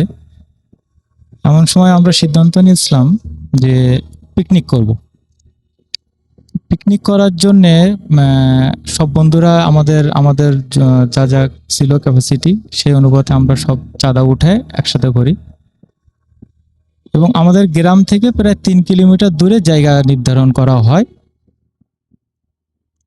সবকিছু অ্যারেঞ্জ করতে করতে রাত 10টা বেজে যায়। এখন আমরা কি করি, যে যার মতো ভাগ হয়ে যায়। কেউ হাঁড়ি পাতিল আনতে কালেক্ট করি, কেউ কাঠ আনতে, কেউ বিছানা আনতে। আপনি মূল ঘটনাটা বলেন, কি হয়েছিল? এগুলো আনতে আমরা যে যার মতো আমাদের মতো করে যাই। এর ভিতরে আমি আমার গ্রাম থেকে যেহেতু দূরে, সেহেতু আমাকে আমার একটা বন্ধুর সাথেই দেওয়া হয়। আমি আমার বন্ধুর সাথে গিয়ে তার বাসার সামনে গিয়ে ওয়েট করি। সে বাসার ভিতরে যাই যে সরঞ্জামগুলো আনার জন্যে। এমন সময় আমি পাশেই দেখি বেশ কিছু কাঠ। আমি ফ্রেন্ডদের কাছে আসলে নিজের ক্রেডিট নেওয়ার জন্যে আমি ওই কাঠগুলো ভাঙতে থাকি। বেশ কিছু কাঠ ভাঙতে ভাঙতে আমি হঠাৎ একটা গর্তের ভিতরে পড়ে যাই। গর্তের ভিতরে পড়ে যাওয়ার পরে আমি কাঠগুলা, যেহেতু আমি সহ কাঠগুলো পড়ে যায়, সেহেতু আমি ওই গর্তের ভিতর থেকে কাঠগুলারে আবার সুন্দর করে কালেক্ট করি। আর আমাদের ওদিকে কি হয় যে এটা হচ্ছে সাতক্ষীরার ঘটনা। আমাদের ওদিকে মাটির দেয়াল দিয়ে ঘর তৈরি হয়, মাটির দেয়াল করতে গেলে পাশে কোথাও একটা জমি থেকে মাটি খুঁড়ে দেন ওইখান থেকে আপনার দেয়াল তৈরি হয়। আমি ভাবছি যে ওইটাও কোনো একটা গর্ত যেটার ভিতরে আমি পড়ে গেছি। সো আমি ওইখান থেকে বাঁশ বা কিছু কাঠ কালেক্ট করে, আমার ফ্রেন্ডও দেন ব্যাক করে, আমরা একসাথে চলে আসি। চলে এসে যখন আমরা মাঠে কাঠগুলো রাখি, তখন দেখা যায় যে কাঠগুলোর সাথে একটা হাড়, একটা লাশের পায়ের হাড়। তো ওই ভিতর থেকে আমার এক ফ্রেন্ড ছিল হিন্দু, সে ওই জিনিসটাকে কোনো গুরুত্ব না দিয়ে হাড়টাকে ফেলে দেয়, একটু দূরে ফেলে দেয়। দেন আমরা পিকনিক করি, সবকিছু কমপ্লিট করি। 1-2 দিন যাইতে পারে না, আমি প্রায় স্বপ্নে দেখতে থাকি যে আমার একটা পা আঘাতগ্রস্ত হচ্ছে, বা ফুটবল খেলতে গিয়ে পা ভেঙে যাচ্ছে, বা আমি সাইকেল চালাইতে গিয়ে পা ভেঙে যাচ্ছে, মানে এগুলো আমি স্বপ্নে দেখতে থাকি। এগুলো আমাকে খুব ভয়, মানে খুবই ভয়ের ভিতরে রাখে। দেন আমি আমার আম্মার সাথে পুরো ঘটনা শেয়ার করি যে আম্মা, এই ব্যাপার আমি স্বপ্নের ভিতরে বারবার দেখতেছি যে আমার একটা পা ভেঙে যাচ্ছে বারবার। তো আমার আম্মা বলল, তুমি এক কাজ করো, একটা হুজুরের সাথে এটা পরামর্শ করো। তখন আমি আমার পাশে নলতাতে একটা বড় মাজার আছে আমাদের, খান বাহাদুর আহসানুল্লাহ সাহেব, ওনার মাজারের ওইখানে খাদেমের কাছে যাই, গিয়ে পুরো বিষয়টা বলি যে আমি স্বপ্নের মাধ্যমে এইগুলো দেখতেছি। তখন উনি আমাকে বলে যে তুমি কোনো মুরব্বী বা আল্লাহওয়ালা কোনো ব্যক্তির কোনো একটা ক্ষতি করছো, তাকে পায়ে হয়তো কোনোভাবে কিভাবে হোক তুমি আঘাতগ্রস্ত করছো, বা তাকে এমনভাবে ক্ষতিগ্রস্ত করছো যে সে এইটা নিয়ে এখনো কষ্ট পাচ্ছে। তুমি একটু মনে করে দেখো তো কি করছো। দেন আমি সব কিছু চিন্তা ভাবনা করে আমি ওনাকে বললাম যে আমরা এই যে কিছুদিন আগে পিকনিক করার সময় দেন আমি একটা কবর থেকে কাঠ উঠাইতে গিয়ে একটা হাড় উঠাই ফেলছি। তখন উনি বিষয়টা বুঝতে পারে, উনি বলছে যে তুমি এক কাজ করো, ওই হাড়টা খুঁজে ওই কবরটাতে আবার রেখে এসো। দেন আমি খুব কষ্ট করে যাই, গিয়ে ওই জঙ্গলের ভিতরে যেখানে আমার ফ্রেন্ড হাড়টাকে চেলে ফেলছিল, আমি সেইখানে গিয়ে হাড়টা খুঁজতে থাকি। অনেক খোঁজাখুঁজির পরে গিয়ে হাড়টা পাই, এবং দেখি কুকুর হাড়গুলো চিবায়ে চিবায়ে বিভিন্ন জায়গায় ক্ষত করে ফেলছে, মানে নষ্ট করে ফেলছে। তারপরেও আমি হাড়টা খুব যত্ন সহকারে নিয়ে দেন ওই কবরের ভিতরে রেখে আসি। কিছুদিন পরে গিয়ে আমি অ্যাক্সিডেন্ট হয়, এবং আমার একটা পায়ের অনেক জায়গাতে ক্ষত হয়, যেখান থেকে কেটে যায়, এবং 3টা সেলাইও দিতে হয় আমার বা পায়ে। হ্যাঁ, এটা ছিল আমার ফার্স্ট ঘটনা। ধন্যবাদ আপনাকে। যাই হোক, আমরা আমাদের পরবর্তী অতিথির কাছে যাব। আপনার নামটা প্লিজ একটু বলবেন, আপনি কোথা থেকে এসেছেন, তারপর আপনার ঘটনায় যাব আমরা। থ্যাংক ইউ রাসেল ভাইয়া, জি, ইউ আর মোস্ট ওয়েলকাম। সবাইকে ধন্যবাদ যারা প্রতিদিনের সাথে আছেন। আমি পুরান ঢাকা থেকে আসছি, আমার নাম রনি খান। জি, আমার এই ঘটনাটা হচ্ছে কি আমার গ্রামের বাড়ি নিয়ে। আমার গ্রামের বাড়িটা হচ্ছে বরিশাল মেহেন্দিগঞ্জ উলানিয়াতে। এই ঘটনাটা আজ থেকে অনেক বছর আগে, প্রায় 30-35 বছর আগে এই ঘটনাটা আমার গ্রামের বাড়িতে হয় আমার দাদুর সাথে। তো আমার দাদু অনেক ফরেস্টগার লোক ছিল, উনি খুব ধার্মিকভাবে চলাফেরা করতো এবং নামাজ কালাম করতো সবসময়, এবং সবসময় খুব পর্দার সাথে থাকার চেষ্টা করতো। তো এই ঘটনাটা হচ্ছে গিয়ে মানে ছোট ছোট অনেকগুলা ঘটনা হয়, তারপরে হচ্ছে গিয়ে এই আসল ঘটনাটা, সেটা হচ্ছে গিয়ে ছোট ছোট অনেকগুলা, যেরকম আমার দাদু হচ্ছে গিয়ে তাহাজ্জুদের নামাজ পড়তেন। তো তাহাজ্জুদের নামাজ পড়ার জন্য উনি হচ্ছে গিয়ে উজু করার জন্য বাইরে যেতে হতো, পুকুরটা একটু দূরে ছিল ঘর থেকে। তো হচ্ছে গিয়ে উনি হচ্ছে গিয়ে এটাতে একদম অভ্যস্ত ছিল, আর 2-1 দিন হচ্ছে যদি মানে কোনো কারণে যেতে না পারতো, এটা উনি পরে খুব আফসোস করতো। তো যার কারণে উনি সব সময় চেষ্টা করতো তাহাজ্জুদের নামাজটা আদায় করার জন্য। তো রাসেল ভাই, আমাদের হচ্ছে গিয়ে ঘর থেকে, গ্রামের বাড়িতে যে ঘর থেকে হচ্ছে গিয়ে বাথরুম এবং পুকুর একটু দূরে, এখানে 1-2 মিনিট সময় লাগে। তো এইখানে 1-2 মিনিট সময় লাগে। তো হচ্ছে গিয়ে আমার দাদু হচ্ছে গিয়ে একদিন হচ্ছে তাহাজ্জুদের নামাজ পড়ার জন্য সে হচ্ছে গিয়ে উঠছে, ওঠার পরে হচ্ছে উজু করার জন্য সে পুকুর ঘাটে যায়। গিয়ে হচ্ছে গিয়ে কিছু মানে অদ্ভুত শব্দ শুনে, মানে পুকুর থেকে যদি কেউ মাছ ধরে বা মাছ তুলে বা পানিতে অনেক মানুষ যদি একসাথে গোসল করে, এরকম শব্দ হচ্ছিল। তো ওনার হাতে সবসময় হচ্ছে গিয়ে হাতে লাঠি থাকতো এবং সাথে হেরিকেন থাকতো। তো হচ্ছে গিয়ে উনি হচ্ছে হেরিকেনের আলোটা একটু উঁচু করে দেখে যে একজন মানুষ পানির নিচে যাচ্ছে, আবার হচ্ছে গিয়ে 1-2 সেকেন্ড 3 সেকেন্ড পরে আবার উপরে আসতেছে। তো মনে হচ্ছে যে উনি কিছু একটা খাচ্ছে, আবার হচ্ছে গিয়ে যাচ্ছে। তো উনি আল্লাহ রসুলের নাম নিয়ে উজু করে চলে আসে, উনি এগুলাতে ভয় পায় না, উনি খুব সাহসী একজন মানুষ ছিলেন। তো হচ্ছে গিয়ে আরেকদিন হচ্ছে গিয়ে সন্ধ্যায় মাগরিবের নামাজের পরে উনি হচ্ছে গিয়ে জানলা খোলা ছিল, আমার নামাজের যে ঘর ওই পাশে জানলা খোলা ছিল। তো উনি দেখতেছে এরকম অদ্ভুত ভাবে একটা লোক বা মানুষের মতো অবয়ব, বোঝা যাচ্ছে না ক্লিয়ার, একটু অন্ধকার ছিল, যে এইরকম গাছের উপরে উঠতেছে আবার নামতেছে। মানে কোনো মানুষের পক্ষে এত দ্রুত মানে উঠা আবার নামা এটা সম্ভব না। তো উনি হচ্ছে গিয়ে জানলাটা বন্ধ করে দেয়। ইভেন হচ্ছে গিয়ে তার 2-1 দিন পরে আমার বাবার সাথে বলে যে আমাদের বাড়িটা কেনার পরে আমাদের বাড়িতে তো কোনো বন দেওয়া হয়নি, তুমি হুজুর ডেকে বাড়িটা বন দেওয়ার ব্যবস্থা করো, আমাদের বাড়িতে ছোটখাটো অনেক সমস্যা হইতেছে।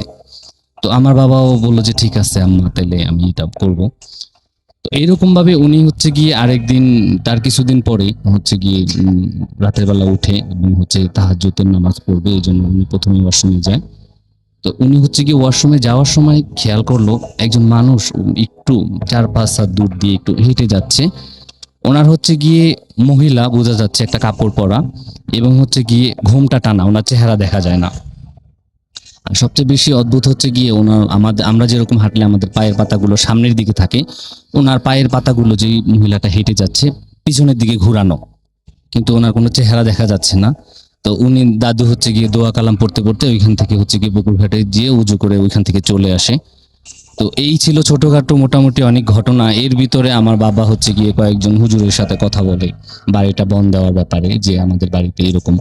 আর আমাদের বাড়িটা অনেক পুরনো একটা বাড়ি ছিল, জমিদার বাড়ির একটা অংশ ছিল। আমাদের বাড়িতে যদি কোনো মেহমান আসতো বা রাতেও যদি বের হইতো, তো ওনারা অনেক ভয় পাইতো। কেউ হয়তো বা গাছের উপরে সাদা একটা কাপড় দেখে, বা কেউ একজন মানুষ হাইটা যেতে দেখে, বা অদ্ভুত ধরনের সাউন্ড, মানে নতুন যদি কেউ বেড়াইতে আসে তো এরকম ছোটখাটো একটু একটু ভয় পায়, বা একা ঘুমাইলে অনেক ধরনের শব্দ হয়, বা মনে হচ্ছে কেউ চাইপা ধরে এরকম শব্দ। তো এগুলা, আমার বাবা হচ্ছে গিয়ে আবার অনেক ধার্মিক একজন মানুষ, সে এগুলাতে বিশ্বস্ত না। তার একটাই কথা, সেটা হচ্ছে গিয়ে যে হায়াত মউত হচ্ছে আল্লাহর হাতে, আল্লাহ পাক যা করে ভালোর জন্যই করে। কিন্তু তারপরেও আমার দাদু খুব রিকোয়েস্ট করতেছিল বাড়িটা হচ্ছে বন দেওয়ার জন্য। তো লাস্ট যেই ঘটনাটা রাসেল ভাই, এটা হচ্ছে গিয়ে আমাদের ফ্যামিলিতে অনেক বড় একটা প্রভাব ফেলে। সেটা হচ্ছে গিয়ে আমার দাদু হচ্ছে গিয়ে একদিন, আরেকদিন হচ্ছে তার 15-20 দিন পরে একদিন হচ্ছে গিয়ে রাতে হচ্ছে গিয়ে বাথরুমে যায়। তো উনি হচ্ছে বাথরুমের সামনে হচ্ছে হেরিকেনটা রেখে, লাঠিটা রেখে তারপরে বাথরুমে যায়। গিয়ে হচ্ছে গিয়ে প্রতিদিনের মতোই উনি বের হয়।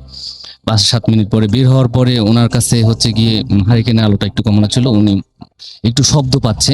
আসলে একটু উঁচু থেকে যদি পানি পড়ে যেরকম শব্দ হয় সাধারণত, একটু পানির এরকম মনে হচ্ছে কেউ পানি ঢালতেছে বা আস্তে আস্তে পানি পড়তেছে, এরকম একটা শব্দ হচ্ছে। তো ওনার কাছে একটু অদ্ভুত লাগে, কারণ তখন কোনো বর্ষার দিন ছিল না বা ওইরকম কুয়াশাও পড়তেছিল না যে এরকম পানির শব্দ হবে। তো বাথরুমের পাশেই হচ্ছে গিয়ে একটা চালতা গাছ ছিল। তো ওই হচ্ছে গিয়ে ওই হঠাৎ করে ওই শব্দটা ওই দিক থেকে আসতেছে, গাছের পাশে উনি হচ্ছে গিয়ে একটু তাকায় উপরের দিকে। তো তাকায় যেই জিনিসটা দেখতে পায় রাসেল ভাই, এটাই হচ্ছে গিয়ে সবচেয়ে বেশি হচ্ছে গিয়ে আশ্চর্যজনক। ভয়ঙ্কর একটা মানুষের মতো লম্বা, কিন্তু ওনার মুখটা হচ্ছে খুবই একটা অদ্ভুত একটা প্রাণীর মতো। আর সেই প্রাণীটার জিহ্বাটা অনেক বের করা ছিল, অনেক বড় করে বের করা ছিল, আর জিহ্বাটা থেকে মানে টপ টপ করে পানি পড়তেছে। ওই শব্দটা হচ্ছিল আমার দাদুর কানে আসছে। 2-3 সেকেন্ডের মধ্যে হচ্ছে গিয়ে একটা ক্ষুধার্ত প্রাণী বা বাঘ বা যাই বলি আমরা, যদি একটা শিকার ধরার জন্য যেভাবে ঝাঁপায়া পড়ে গাছের থেকে, ওই প্রাণীটা বা ওই জিনিসটা, ভয়ঙ্কর জিনিসটা হচ্ছে গিয়ে আমার দাদুর উপরে এরকম ভাবে পড়ে উপরে থেকে। তো আমার দাদু অনেক জোরে আল্লাহু আকবার বলে হচ্ছে গিয়ে অজ্ঞান হয়ে যায়। তো অজ্ঞান হয়ে যাওয়ার পরে আমার বাবা মা ঘরে থেকে শব্দ শুনে তারা অজ্ঞান অবস্থায় যায় বাথরুমের সামনে পায়, গিয়ে হচ্ছে গিয়ে ওনাকে ধরাধরি করে নিয়ে আসে, মাথায় তেল পানি দেয়। তো সকালবেলা ওনার জ্ঞান ফিরে, তো বাবা তো চলে গেছে দোকানে।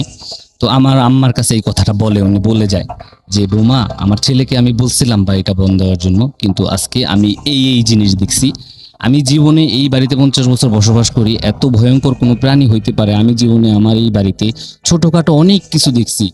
গরু মহিষ বা অদ্ভুত ধরনের মানুষ, ভূত পেতনি যাই বলো, ছোটখাটো এরকম অনেক কিছু দেখছি। আমরা আগের যুগের মানুষ, এগুলাতে আমরা বিশ্বস্ত না, যার কারণে এগুলো আমরা কখনোই পাত্তা দিই না। কিন্তু আজকে গতকালকে রাতে আমার সাথে যেটা হয়েছে, মানে এরকম একটা ভয়ঙ্কর জিনিস আর এরকম একটা ভয়ঙ্কর প্রাণী, সে মানুষের মতো লম্বা অনেক দেখতে, কিন্তু তার চেহারাটা হচ্ছে কি অদ্ভুত একটা জানোয়ারের মতো।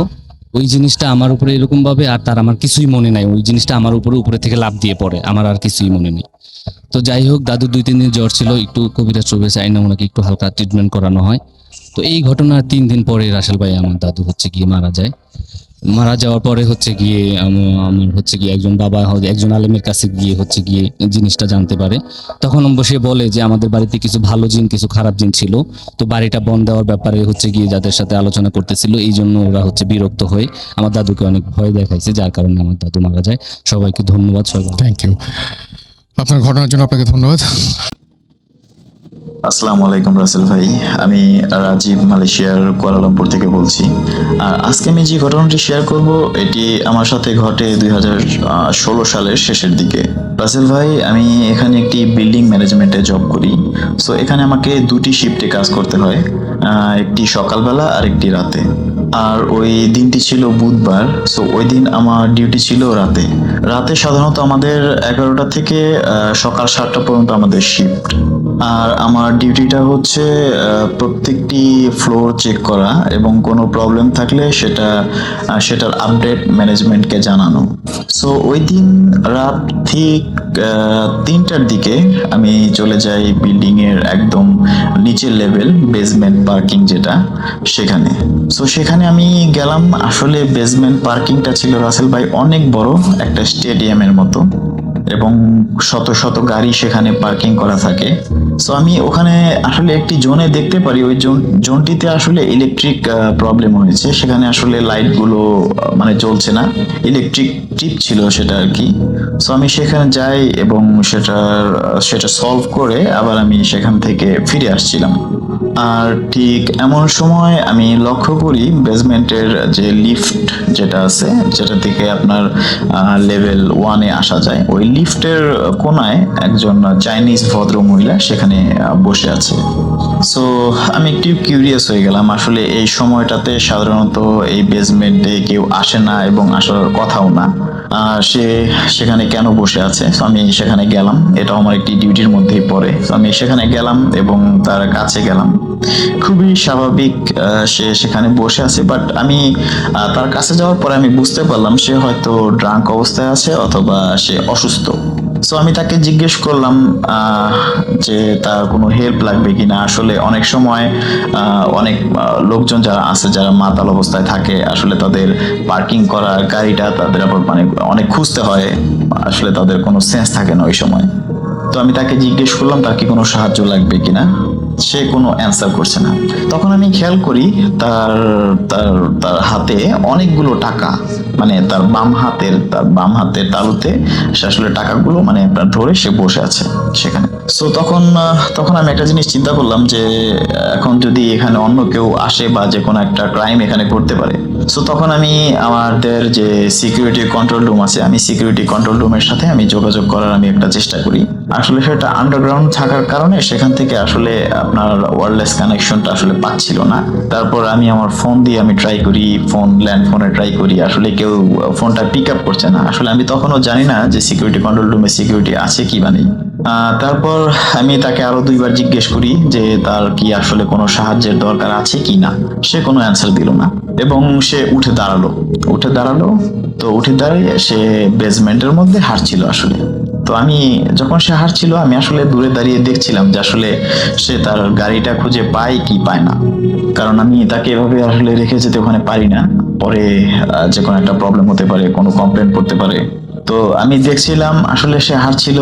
তো একটু দূরে যাওয়ার পর আসলে আমিও একটু এগোচ্ছিলাম, সে একটু দূরে যায়, আমি আসলে দেখছিলাম আসলে এই বিষয়টা সে আসলে ঠিক মতো গাড়িতে পৌঁছায় কিনা। আসলে তা না, সে হাঁটতে হাঁটতে চলে যায় আমাদের ওই বেসমেন্ট থেকে একটি মানে সিঁড়ি কোঠা আছে, যেখান থেকে আপনার বেসমেন্ট থেকে আমাদের লেভেল 1 পর্যন্ত আসা যায়। বেসমেন্ট, তারপরে পার্কিং 1, পার্কিং 2, পার্কিং 3, দেন লেভেল 1। আসলে ওটা আপনার মানে যদি লিফটে কোনো প্রবলেম থাকলে তাহলে ওই সিঁড়ি দিয়ে আসলে যে কোনো কাজ করা যায়, আসানামা করা যায় আর কি। সো সে ওখানে সামনে আসলে ওই করিডোরটার সামনে একটি দরজা ছিল। সো সে ওই দরজাটা খোলার পরে সে করিডোরের ভিতরে ঢুকে গেল। আর করিডোরটা থেকে আপনার স্টেপগুলোর দূরত্ব রাসেল ভাই বেশ ভালোই, মোটামুটি আপনার 30 সেকেন্ডের মতো হাঁটার পরে আপনি সিঁড়িটা ধরতে পারবেন। সো সে ওটার ভিতরে যখন গেল তখন আসলে আমিও মানে কাছাকাছি চলে আসছি, আসলে মানে একটু কিউরিয়াস, জানতে চাচ্ছিলাম আসলে ব্যাপারটা কি হচ্ছে। সে কোনো রিপ্লাই দিচ্ছে না, আমি অনেকবার তাকে জিজ্ঞেস করলাম, কোনো রিপ্লাই দিচ্ছে না, সে সে নর্মাল ভাবে হাঁটতে পারছে না, আসলে ব্যাপারটা কি। সে যখন ওই করিডোরটার ভিতরে ঢুকে গেল রাসেল ভাই, আমি তারপর জাস্ট দরজাটা ওপেন করে দেখলাম যে আসলে সে মানে সিঁড়ি দিয়ে কোথাও যাচ্ছে নাকি ওটার ভিতরেই আছে। দরজাটা যখনই আমি ওপেন করি তখন থেকে মানে তখনই সে আপনার সে আমার দিকে দেখে, দেখার পরে সে আমাকে ইশারায় এভাবে ডাক দেয়, ইশারায় সে আমাকে ডাক দেয়। ডাক দেওয়ার পরে তখন আমি একটু ঘাবড়ে যাই, রাসেল ভাই আসলে ব্যাপারটা কি ঘটছে। তো আমি তখনই দরজাটা আবার আটকে দিয়ে আমি আবার ট্রাই করি কন্ট্রোল রুমে। তো কন্ট্রোল রুমে ট্রাই করার পরে সিকিউরিটির একজন অফিসার রিসিভ করে এবং বলে যে আমি সবকিছু খুলে বললে তারা বলে যে তারা এখনই আসতেছে, তারা অন দা ওয়ে। সো আমি এটা তার সাথে কথা বললাম জাস্ট অনলি 10 সেকেন্ড। আবার আমি যখন দরজাটা আবার খুলি আসলে ভিতরে কিচ্ছু নাই, একদম খালি একটি করিডোর। আর এত তাড়াতাড়ি তার মতো একজন একজন মহিলা কখনোই পসিবল না, 4টা লেভেল সে ক্রস করে লেভেল 1-এ আসবে। সো আমি ভিতরে গেলাম এবং খুব তাড়াতাড়ি আমি সবগুলো সিঁড়ি ক্রস করে আমি লেভেল 1-এ চলে আসি। কেউ নাই, একদমই খালি, কেউ নাই। তারপর সিকিউরিটির সহযোগিতায় সম্পূর্ণ কমপ্লেক্সটা আমরা চেক করি আসলে এখানে কেউ আছে কিনা, না কেউ নাই, একদম খালি। তারপর আমরা চলে যাই আমাদের কন্ট্রোল রুমে। আমরা সিসিটিভি ক্যামেরা যেগুলো ওখানে ছিল, আমরা প্রত্যেকটা সিসিটিভির ফুটেজ আমরা চেক করি। ওখানে রাসেল ভাই বিশ্বাস করবেন না, ওখানে আমি ছাড়া আর কেউই নেই। সিসিটিভি ফুটেজে দেখা যাচ্ছে সেখানে শুধু আমি কারোর সাথে কথা বলছি সেটা বোঝা যাচ্ছে, বাট সেই মহিলাটা সেখানে দেখা যাচ্ছে না, নাই, তার কোনো ফুটেজ সেখানে নাই। সো এই বিষয়টা নিয়ে আসলে মানে অনেক কিউরিয়াস হয়ে যায় আমরা, আসলে কি ব্যাপারটা, আসলে কি ঘটেছিল ওই দিন আসলে আমার সাথে কি ঘটেছিল। আসলে এখন আমি আসলে রাসেল ভাই তার কোনো ব্যাখ্যা আমি পাইনি যে সেটা আসলে হিউম্যান ছিল কিনা, আমি এখনো তার কোনো ব্যাখ্যা পাইনি। এবং ওই সিসিটিভির ফুটেজ সেটা আমার ফোনে আমি রেকর্ড করে রেখেছিলাম, আনফরচুনেটলি আমার সেই ফোনটা আমি হারিয়ে ফেলি। সো এই ছিল রাসেল ভাই আমার সাথে ঘটে যাওয়া ঘটনা। ধন্যবাদ। চলে যাচ্ছি আমাদের পরবর্তী অতিথির কাছে। আপনার নামটা প্লিজ একটু বলবেন, তারপরে আপনার ঘটনা শুনবো আমরা। আসসালামু আলাইকুম রাসেল ভাই, আমি সুব্রত পাল প্রীতম, এসেছি ধানমন্ডি থেকে। ওয়ালাইকুম আসসালাম। তো রাসেল ভাই, আজকে যে ঘটনাটা শেয়ার করব এটা আমার নিজের সাথেই ঘটে যাওয়া একটা ঘটনা। তো শুরু করছি আমার ঘটনা। তো রাসেল ভাই, আমি যখন খুব ছোট ছিলাম, তো আমার বয়স যখন 7 মাস ছিল, তো আমার খুব জ্বর হয়। তো যেই জ্বরে আমি মানে প্রায় 20 দিন যাবত আমার জ্বরটা ছিল, এবং এক রাত্রে আমার মা, আমার দিদা এবং আমার দাদু, আমার বাবা সবাই মিলে এক রাত্রে 10টা ডাক্তারের কাছে গিয়েছিল, এবং প্রত্যেকটা ডাক্তারই কোনো সলিউশন পাচ্ছিল না এবং রোগ ধরতে পারছিল না, এবং সবাই ধরে নিয়েছিল যে আমি আর বেশি দিন বাঁচবো না, এবং সবাই বলছিল যে আমি নাকি মারা যাব। তো এভাবে চলার পরে আমার মা এক পর্যায়ে হতাশ হয়ে যায় এবং ভেবে নেয় যে আমি আর বাঁচবো না। তো আমার মা আমাকে চেলে ফেলে দেয়, এবং সেই পর্যায়ে আমার দিদা আমাকে কোলে তুলে নেয় এবং তারপরে আমার দিদা আমাকে নিয়ে বলে যে তুই চিন্তা করিস না, আমি দেখছি। তো আমার দিদা তারপরে একটা কবিরাজের কাছে আমাকে নিয়ে যায় এবং বুঝতে পারে যে এটা ডাক্তারের দ্বারা সম্ভব না, এটা কবিরাজের দ্বারা যদি কোনো সমাধান থাকে তাহলে কবিরাজ বা তান্ত্রিকের মাধ্যমেই করতে হবে। তো আমার মা আর দিদা তারা তান্ত্রিকের কাছে যায়, একজন সাধুর কাছে যায়, যে আমাকে তাদের কাছে নিয়ে সবকিছু খুলে বলে যে এরকম আমার জ্বর, আমার শরীর সুস্থ হচ্ছে না। তো তান্ত্রিক বলে যে আমার মাথা থেকে চুল কেটে নিয়ে গেছে, একজন ব্ল্যাক ম্যাজিক করছে, এবং যার কারণে আমার হচ্ছে জ্বরটা আছে এবং এই জ্বরটা থাকবে, আর এর কোনো সমাধান তারা দিতে পারবে না। যদি কিছু সম্ভব হয় তাহলে তাদেরকে কাজ করতে হবে, যে তাদের যে বিভিন্ন প্রক্রিয়া থাকে সেই প্রক্রিয়ার মাধ্যমে যেতে হবে। তো যেই কথা সেই কাজ, আমাকে আমার দিদা এবং আমার মা এক মঙ্গলবারে অমাবস্যার দিনে তাদের কাছে নিয়ে যায়, এবং তারপরে আমাকে একটা মাদুলি দেয় এবং পানি পড়া দেয়, যে পানি পড়া বলে যে প্রতিদিন খেতে, এবং আমাকে চোখে চোখে রাখতে বলে, বিশেষ করে রাতের বেলা যেন আমাকে আঁচলের সাথে আমার জামাটা বেঁধে রাখা হয়, আমি যাতে কোথাও যেতে না পারি সেজন্য। তো এইভাবে চলতে থাকে বেশ কিছুদিন, আমি সুস্থ থাকি। এরপরে যখন আমার বয়স 10 বছর, তো তখন থেকে রাসেল ভাই প্রবলেমটা আবার শুরু হয়। প্রবলেম হচ্ছে আমি রাতের বেলায় ঘুমাতে পারি না। প্রত্যেকদিন রাত্রে আমি যখন ঘুমাতে যাই তো হঠাৎ করে আমার ঘুমটা ভাঙলেই আমি দেখি আমার পাশে দুইটা মানে লম্বা একটা মানুষ, পাঞ্জাবি পরা এবং তাদের বিভৎস চেহারা, এবং তারা আমার দুই পাশে ঘিরে থাকে। কখনো কখনো আমাকে মারতে যায়, আমার গলা টিপে ধরতে যায়, আমাকে বিভিন্নভাবে ভয় দেখায় এবং বলে যে তুই বাঁচবি না, তোকে আমরা নিতে এসেছি, তুই এই পৃথিবীতে থাকতে পারবি না, তোকে আমরা মেরেই ফেলবো। তো যখন আমি চিৎকার করি আমার বাবা মা চলে আসে এবং তাদেরকে যখন বলি এই কথা, তারা ফার্স্টে বলে যে না ঠিক আছে, তুই হয়তো স্বপ্ন দেখছিস, এটা ভুলে যা। তো এইভাবে চলতে থাকে। হঠাৎ করে 2017 সালের ডিসেম্বর মাসে আমি শুয়েছিলাম রুমের ভিতরে। তো হঠাৎ করে দেখি আমার জানলার বাইরে আমার বাবা দাঁড়িয়ে আছে। তো আমি ফার্স্টে অবাক হলাম যে আমার বাবা এত রাত্রে জানলার বাইরে কি করছে, বাসার বাইরে কি করছে। তো বাবার চেহারাটা একেবারে অন্যরকম ছিল, মানে তার চোখটা জল জল করছিল আগুনের মতন, যেটা দেখে আমি সত্যি রাসেল ভাই এত পরিমাণে ভয় পাই যে আমি কোনো কথা বলার মতন অবস্থাতে থাকি না। তো বাবা আমাকে ইশারা করে ডাকতে থাকে জানালার দিকে আসার জন্য। তো আমি জানালার দিকে যাইতে থাকি এবং হঠাৎ করে দেখি আমার পিছন থেকে আমার বাবা আমাকে ডাক দেয়, এবং তার ডাকটা শুনে আমি যখন পিছনে তাকাই আমি দেখি আমার বাবা আমার পিছনে। তখন আমি বাবাকে বলি, বাবা তুমি কি বাইরে গেছিলে? তো বলে যে কই না তো, তুই তো দেখছিস যে জানলার দিকে চলে যাচ্ছিলি, তার জন্য তোকে ডাকলাম, আর তুই তো আরেকটু পর হলেই তুই তো ঘরে বাইরে চলে যেতিস। আমি বললাম যে তুমি বাইরে যাওনি, আমি তো তোমাকে এইমাত্র দেখলাম যে তুমি আমাকে ডাকছো। বাবা বলে যে না তুই কি পাগল হয়েছিস, আমি তো এই রুমে শুয়ে আছি আর তারপরেই তো তোকে ডাকছি। তো আমি অনেক ভয় পাই। তারপরে বাবা আমাকে একটু ঝাড়ফুঁক করে, মানে কিছু মন্ত্রতন্ত্র পড়ে দেয় এবং আমাকে ঘুম পাড়িয়ে দেয়। তো এইভাবে চলার পরে হঠাৎ করে আমার বেশ কিছুদিন পরে আমি যখন ক্লাস 8-এ পড়ি, তো তখন হচ্ছে ক্লাস 8-এ যখন পড়তাম তখন হচ্ছে আমার একটা প্রবলেম হয়। সেটা হচ্ছে আমি একদিন একটা গাছের নিচে দাঁড়িয়েছিলাম, আম গাছের নিচে। তো হঠাৎ করে গাছে উঠে মানে পাকা আম থাকে, সে পাকা আম পাড়ছিলাম। তো হঠাৎ করে গাছ থেকে আমি পড়ে যাই, এবং পড়ে যাওয়ার পরে আমার আর কিছু মনে থাকে না। তো পরে যেগুলো শুনতে পারি যে আমার ওই গাছ থেকে পড়ার পর নাকি অস্বাভাবিক রকমের আচরণ শুরু হয়। যেমন আমার ভয়েস পরিবর্তন হয়ে যায়, আমার মেয়েলি কণ্ঠ থাকে, কারোর সাথে ভালো করে কথা বলি না, কারোর সাথে ভালো করে মিশি না, নিজের মতো থাকি, প্রচন্ড রেগে যাই। আর খাওয়ার আসল ভাই এত পরিমাণে বেড়ে গিয়েছিল যে দেখা যাচ্ছে 5-6 জনের খাবার আমি নিজে খেয়ে ফেলছি। তো এরকম হওয়ার পরে সবাই আবার ভয় পেয়ে গেল এবং ভাবলো যে কি করা যায়, এভাবে তো চলতে পারে না। এবং মানুষকে মানে খামচি মেরে দিতাম, তারপরে কামড়াতে যেতাম, মানে বিভৎস এক অন্যরকম একটা অবস্থার সৃষ্টি হয়। তো তারপরে আমার মা আবার আমাকে দিদাকে খবর দেয় যে এরকম এরকম অবস্থা। তো আমাকে আবার সেটা তান্ত্রিকের কাছে নিয়ে যাওয়া হয়। তো তান্ত্রিকের কাছে যখন নিয়ে যাওয়া হয় আমাকে, তো তখন বলে যে আমার সাথে যে 2টা জিন আছে, খারাপ জিন, তো তারা আমাকে আসর করছে আর এবার আমাকে নিয়ে যাবে, কোনোভাবেই ছাড়বে না। তো আমার দিদা অনেক আকুতি মিনতি করে যে যেভাবেই হোক আমাকে সুস্থ করে তোলার জন্য, তাদের থেকে মুক্ত করার জন্য। তো তান্ত্রিক কিছুতেই রাজি হয় না, বলে যে এটা তার সাধ্যের বাইরে, যদি তার একজন মানে তার থেকেও বড় একজন সাধু আছে, তার যে গুরু, তার কাছে নিয়ে যেতে হবে। তো যেই কথা সেই কাজ, একদিন অমাবস্যার দিন মঙ্গলবার আমাকে নিয়ে যাওয়া হয়। আমার মা সেদিন সারাদিন খায় না এবং আমাকে বলে যে আমাকেও যেন খাইতে না দেওয়া হয়, প্রয়োজনে আমার হাতে দড়ি বেঁধে রাখতে, আর আমাকে কোনো কিছুই যেন খেতে না দেওয়া হয়। তো আমার মা ওরকম সারাদিন না খেয়ে আমাকে নিয়ে যায় এবং যাওয়ার পর একটা আম গাছ বেল গাছ তলাতে রাখা হয় আমাকে, এবং সেখানে সেই সাধু থাকে, মানে তান্ত্রিক থাকে, আমার মা থাকে আর আমার দিদা থাকে, আর আমাকে একটা জায়গায় বসানো হয়। তো বসানোর পরে সেই তান্ত্রিক বিভিন্ন ধরনের প্রক্রিয়া করে, যেটা পরে শুনতে পারি যে বিভিন্ন ধরনের আগুন দিয়ে, তারপরে হাড্ডি দিয়ে বিভিন্ন ধরনের মন্ত্র পড়তে থাকে।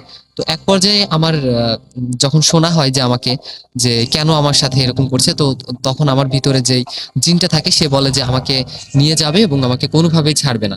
এবং আমাকে হচ্ছে ভালো লাগছিল যে যখন আমি একটা আম গাছের নিচে দাঁড়িয়েছিলাম, তো তখন একটা পরী নাকি আমাকে দেখে অনেক পছন্দ হয়েছে এবং আমাকে নিয়ে যাবে। তো তখন বলে যে না তুই একে নিতে পারবি না, একে ছেড়ে দে, এবং তুই যদি একে না ছাড়িস তাহলে তোকে আমার হাত থেকে কেউ বাঁচাতে পারবে না। তখন ওই জিনটা বলে যে না আমি একে ছাড়বো না, তো আমি একে নিয়ে যাবো। তো এইভাবে বলার পর তান্ত্রিক বিভিন্ন প্রক্রিয়া করার পরে এক পর্যায়ে জিনটা আমাকে ছাড়তে মানে বাধ্য হওয়ার একটা কথা দেয় যে হ্যাঁ ঠিক আছে আমি একে ছেড়ে যাব, কিন্তু তার জন্য আমাকে হচ্ছে একটা ছাগল আর হচ্ছে কিছু মিষ্টি দিতে হবে। তো তারপরে আমার মা রাজি হয়ে যায় এবং সে কথাতে বলে যে আচ্ছা ঠিক আছে সেটাই করবো। তারপরে সেই প্রক্রিয়া করা হয় এবং তার কিছুদিন যাবত পর থেকে আমার এই সমস্যাগুলো শেষ হতে থাকে এবং একটা পর্যায়ে এসে যখন এখনো প্রায় প্রায় আমি দেখি যে আমার পাশে দুইটা মানুষ, ঘুমাতে গেলে দুইটা মানুষ দাঁড়িয়ে থাকে এবং আমাকে বিভিন্ন ভয় দেখায়, কিন্তু একটা জিন আছে ভাইয়া যে আমি দেখি যে সবসময় দাঁড়িয়ে থাকে, যে ওই দুইজনকে প্রোটেস্ট করার জন্য বিভিন্ন ধরনের ভয় যখন পাই তখন দেখি ওই লোকটা এসে হাজির হয়। এবং এমন এমন সময় থাকে যে আমি ঘুমিয়ে আছি, প্রায় প্রায় আমি নিঃশ্বাস নিতে পারি না, দম নিতে পারি না, আমার হাত পা সবকিছু অবশ হয়ে যায় এবং ঠিক সেই টাইমে ওই যে ভালো জিনটা থাকে সে এসে আমাকে সে পাশে দাঁড়ায় এবং বলে যে তোর কোনো ভয় নেই, তুই যতদিন বেঁচে থাকবি তোকে সবসময় আমি ছায়ার মতন আগলে রাখবো। তো রাসেল ভাই এখন পর্যন্ত আমার সাথে এই ঘটনা ঘটছে। তো সবাইকে ধন্যবাদ, এই ছিল আমার স্টোরি। অনেক ধন্যবাদ আপনাকে আপনার ঘটনার জন্য। আমরা চলে যাব আমাদের পরবর্তী অতিথির কাছে। আপনার নামটা প্লিজ একটু বলবেন, তারপরে আপনি কোথা থেকে এসেছেন সেটা বলবেন, তারপর আপনার ঘটনায় যাব। আমার নাম রাকিন আহমেদ অনিক, আমি ডেমরা থেকে আসছি। জি। আমার সাথে এক ঘটনা ঘটছে, সেটা আমার বাসায়। জি বলেন। যে আমার এখানেই ঘটছে আমার সাথেই ঘটনা, আমার বাসায়। যখন আমি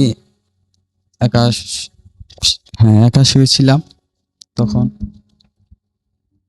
যে এটা কবেকার ঘটনা? এটা হলো আপনার 4 বছর আগের ঘটনা। কি হয়েছিল আপনার?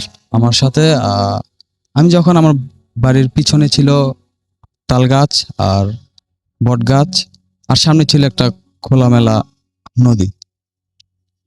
ওইখান থেকে আমি যখন ঘুমাতাম তখন প্রায় আমি কিরকম যেন একটা স্বপ্ন দেখতাম যে ভয়াবহ, আমাকে খুব টানছে, যে পিছন থেকে কেউ বলতেছে যে আপনি বাইর হন, এরকম টাইপের একটা। তখন আমার ফোনে একটা ফোন আসছিল, ফোন থেকে আমার এক বন্ধু ফোন দিছিল, যে বললো যে তুই কোথায়? আমি বললাম যে বাসায়। ও বললো যে তুই একটু বের হতে পারবি? আমি বললাম এত রাত হয়ে গেছে। আচ্ছা ঠিক আছে, আমি বের হচ্ছি। হওয়ার পর প্রায় 2 মিনিট হাসার পর উনি দাঁড়ায় আছে। আমি বললাম কি রে, তুই এত রাত্রে ডাক দিছিস? বললো যে দোস্ত, আমার সামনে ঘুরে নাই, ও আমার পিছন থেকে আমি ওকে ডাক দিচ্ছি। হলো তারপর বললো যে নিজটাকে বিপদে পড়ছি, তো সেজন্য আমি কি বল বিপদটা কি। তখন আমার কথা কোনো গুরুত্ব দিচ্ছে না, দেখি বলতেছে তুই আমার সাথে হাঁট। আমি বলছি কোথায় যাবো? কয় তুই আমার সাথে আস। আমি বলছি ঠিক আছে আসতেছি। যাচ্ছি প্রায় 2 মিনিট হাঁটলাম। আবার 2 মিনিট হাঁটার পর দেখি কেউ আমাকে একটা পুরান বাড়ির দিকে নিয়ে যাচ্ছে। আমি বললাম এখানে নিয়ে যাচ্ছিস কেন? বললো যে তুই এটা কোথায় নিয়ে যাচ্ছিস? আমি বললো যে তুই আস, আমি নিয়ে যাচ্ছি। আচ্ছা, ওখানে আপনাদের কি হয়েছিল সেটা আমাকে একটু বলেন। ওইখান থেকে মানে ঘটনা ঘটছিল যে স্বপ্ন দেখছিলাম আমি একটা। স্বপ্ন দেখার পরেই আমাকে নিয়ে আসছে। আমার মনে হয় আপনার ঘটনাটা আপনি গুছিয়ে বলতে পারছেন না। Thank you so much. আপনার চেষ্টা করেছেন তারপরে